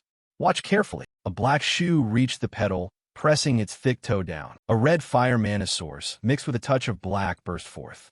The outgoing fire affinity mana was driven inward, while the shadow affinity mana digging inward was placed outward. In this way, the balance between the 2 opposing mana streams was maintained, forming a perfect circle. Song-ha stood with his arms crossed, appearing focused yet feeling let down. "Is that all?" The pupil in Hoon's eye spun like a wheel. "My second mana attribute, once forbidden, now seems to be hindering the spear fire wheel's scorching flame." Song-ha still looked puzzled, eyes wide, then scratched his head. "If I use it this way, I've fallen to the 5th wheel level." Hoon was startled. "What?" Song-ha executed 5 wheel rotations right before him and explained, "I succeeded in completing the Blackfire wheel, but I don't have the strength to sustain 6. Hoon still insisted. "Still, the Blackfire wheel is stronger than 7 ordinary fire wheels." He looked a little troubled, squeezed his eyes shut, then turned abruptly. "The Flower Fire sect regularly sends instructors to test the skills of air disciples operating outside. A huge black, shadowy circle is created for the fire mana to pass through, and if someone falls below the 6th wheel level, they will be stripped of air status." Hoon casually offered an old-fashioned solution. "Then just do it the old way this time."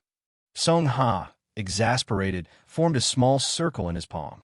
"That won't work either." The black mana was unleashed powerfully behind the wheel. "My shadow mana has become uncontrollable now." Hoon was also feeling a headache, rubbing his temple. "When will that instructor arrive?" Song-ha answered immediately, "Tomorrow." He put a hand to his chin, closed one eye, and looked away, thinking.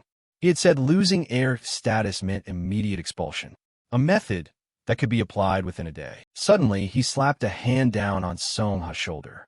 "Hey you." Hoon looked excited and asked right then, "Will your air status be preserved if you accomplish something?" He answered seriously and briefly, "I can." His expression turned serious. "Good." Hoon smiled and produced a red blackstone. A link for Song-ha. A high-grade, red resonant blackstone, top quality. A kind of or where fire and shadow mana coexist. The wavelengths produced by these two attributes will resonate with innate ability. First, we'll change your weapon. Song-ha then led him to see a high-end room. This is Aquar University's private training room. Only top-ranked members, top 100 in the Marshall Hall, or top 30 in the departments, are allowed to use it. Hoon stepped in and sighed. What a show-off. He tapped the blue screen. You can change the interface here too, right? I'll tweak it a bit. The two stood still as the interface before them changed. Hoon pointed and teased at once. Song-ha Flower Fire Sect. Do you miss home that much? He explained calmly. My master sent it to me, so I only use it occasionally. He pulled out the blackstone in his hand and looked at it, excited. Then let's begin making the training equipment. With a light snap, the blackstone cracked cleanly in two. A high-grade, red resonant blackstone link, top quality. A type of or where fire affinity and shadow affinity mana coexist. The wavelengths produced by these two attributes will resonate with innate magic. A long, pointed weapon was just finished. Done. Song-ha took the two spears in his hands and examined them with some worry. Handling one spear was awkward enough, let alone two. Hoon, however, seemed very composed. This is better suited for controlling two mana attributes. Hoon stood opposite him and pointed as he instructed. From now on, create a fire wheel with your left hand and release shadow mana with your right. He was a bit surprised. Just release it? He affirmed, yes. Song-ha closed his eyes to steady himself. His gaze sharpened. He rotated the two spears in front and behind in one motion. Song-ha suddenly had to stop when he realized mana was emanating from a spear. He didn't understand and held the spear up, staring. What was that just now? Hoon calmly pointed and explained to him. You accidentally let the shadow mana spill into your left hand. He felt the mana radiating from a spear. Different attribute monas mixing and leaking is natural, but in his case they were so disordered they suppressed each other. Perhaps because he'd been repressing his shadow mana all along. Hoon fitted a ring onto his wrist. If you can get used to handling both mana types at once, reaching the sixth wheel will come quickly. Wear this while you train. Song-ha looked at the ring on his wrist and smiled. You have good gear. After that he practiced continuously with the spears in a variety of stances. 3 hours of training passed. Hoon stood outside watching, smiling in satisfaction at the progress. He adapted quickly, perhaps because this method was devised by his future self. He felt through every cell of his body the surrounding mana to see how skilled his past self was. The breathing, muscle movements, shifting weight, the mana wavelength flowing through the body and projecting from the spear tip. Song-ha noticed his gaze and grew curious. What are you staring at? Hoon propped his chin on his hands, feigning innocence. What do you think? I'm collecting data. He paused, ran a hand across his cheek, then suddenly stopped. I needed to craft the weapon you'll use. Hoon sat casually in a chair. This time I made it to submit as an assignment, so don't expect too much. Song-ha turned his face away. Who would expect a first-year's weapon to be anything special? Hoon couldn't sit still and glanced aside. Song-ha swung the two spears down from above in a flat strike. Is there any reason you must keep your air status? He didn't turn back and answered briefly. My master wants me to become the sect leader. He stood there holding the two spears loosely, voice cold. As a disciple, I simply follow his will. The person who adopted the orphan Song-ha and cared for him was an S-rank hero and the first sect leader of the Flower Fire sect. The photo hung on the wall, even displayed his face and name clearly. Jin Hyan. When Song-ha was small, he sat beside him, ruffling his hair and teaching him. Although the man lost his strength after retiring due to injury, as a teacher and father figure, he still held absolute influence over him. Hoon put his hand inside and closed his eyes, recalling the moment the three met. Get along with each other. Link level 3. Yes. Song-ha rolled his eyes to the outer corner, wanting to know why he was helping him. His brows knit, lids squeezing shut as he thought. Again, it was a bleak, ruined place stretching from the forest to the cities of the 6 great demon domains. Places once swallowed by chaotic swamps were now overflowing with demonic beasts. Hoon sat with his legs draped over the side of a chair, facing him. I intend to infiltrate all those demon domains. To do that, I need people to protect me, and I need materials to craft weapons for them. He didn't hesitate to offer a very ambitious plan. If you become a next sect leader of the Flower Fire sect, your skill and finances should be rather sound, right? Seeing that posture, he was at a loss. How practical. Hoon grew serious, frowning. Of course, we haven't known each other long. So why would I do charity for you? What? Song-ha tapped the spear against the back of his shoulder. You mean if I receive help, I must pay a fair price? He widened his eyes and pointed a spear with a sharp gaze at him. Help me become the sect leader of the Flower Fire sect, and then I'll follow you into those 6 great demon domains. The earlier memory suddenly sounded familiar, coming from Song-ha's own mouth. Forge me a weapon, and I'll slay the demon gods for you now. A smile spread across Hoon's lips. He produced a brand new black stone from between his fingers. You don't regret this, do you? In the palms of his hands, the black stone churned out violent mana. Now, even if you don't want to, I'll make you the sect leader. The red resonant Blackstone link imprint was activated. In the common training hall on the 1st floor of Flavia, Hyan appeared formally with his attendants. Long time no see, young master. I am Gang Hyan, the 7-wheel instructor of the Flower Fire sect. Song-ha noticed the 3 standing behind him. Who are those people over there? Hyan extended his hand and introduced them. They're disciples personally selected by the sect master. The donor asked me to broaden their horizons with a spar between me and the young master. He even covered his mouth with his hand and snickered as he mentioned it, because the young master is the most talented after the successor sect master. Song-ha did not look pleased and warned him. Instructeur Yeonwon. His gaze turned icy and fixed on him. The successor to the sect master has not yet been decided. Mind your words. Hyan still smiled openly, as if nothing. My sincere apologies. Perhaps I misspoke for a moment. Hyan extended his arm, serious about the important matter. Shall we begin the competency test now? Seong-ga refused bluntly. No, a half-spiral circle displayed the title. I request to take the promotion test to the 7th wheel. Hyan gave him a contemptuous look. A fool who only trains, yet dares to dream of the sect leader's seat? He recalled the words of the one who would back him and became arrogant. If Song-ha wanted to challenge the 7-wheel level, then crush him completely. Whatever happens, I will step in to arrange things smoothly. Hyan faced him and spoke at length. From the 7th wheel rank onward, the exam includes direct combat with an instructor. You should also consider Grand Elder Yom Jin Hyan at the main sect. For you at this moment, that would still be too soon, young master. Song-ha stood with his hand on his hip, not caring. You talk too much. Song-ha even dared to jab at his pride. Or are you afraid of having your instructor rank taken away? Hearing that, Hyan went mad and immediately called out. Bring my spear here at once. This 7th wheel promotion would be held in the form of a strength duel. He held his standing spear in hand. The duel format was actually very simple, a pure contest of power. Whichever side has the stronger fire wheel wins. The condition for promotion is that you must win or at least draw. Hoon's eyes sharpened as he grabbed the 2 spears at the shout. All right, let's begin. When he first saw his weapons, Hyan confidently covered his mouth and sneered. Dual spears? How unrefined. Song-ha paid little heed. With a sharp gaze, he swung the 2 spears forward, flames of fierce mana surging. Hyan still stood there reproachful. Have you forgotten all the warnings to suppress your shadow-attributed mana?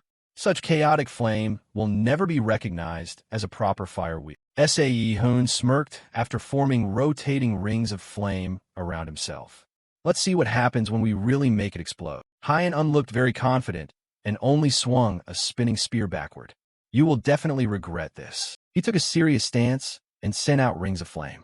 The light of the fire attribute mixed with shadow erupted, and no one could be seen. His eyes suddenly widened.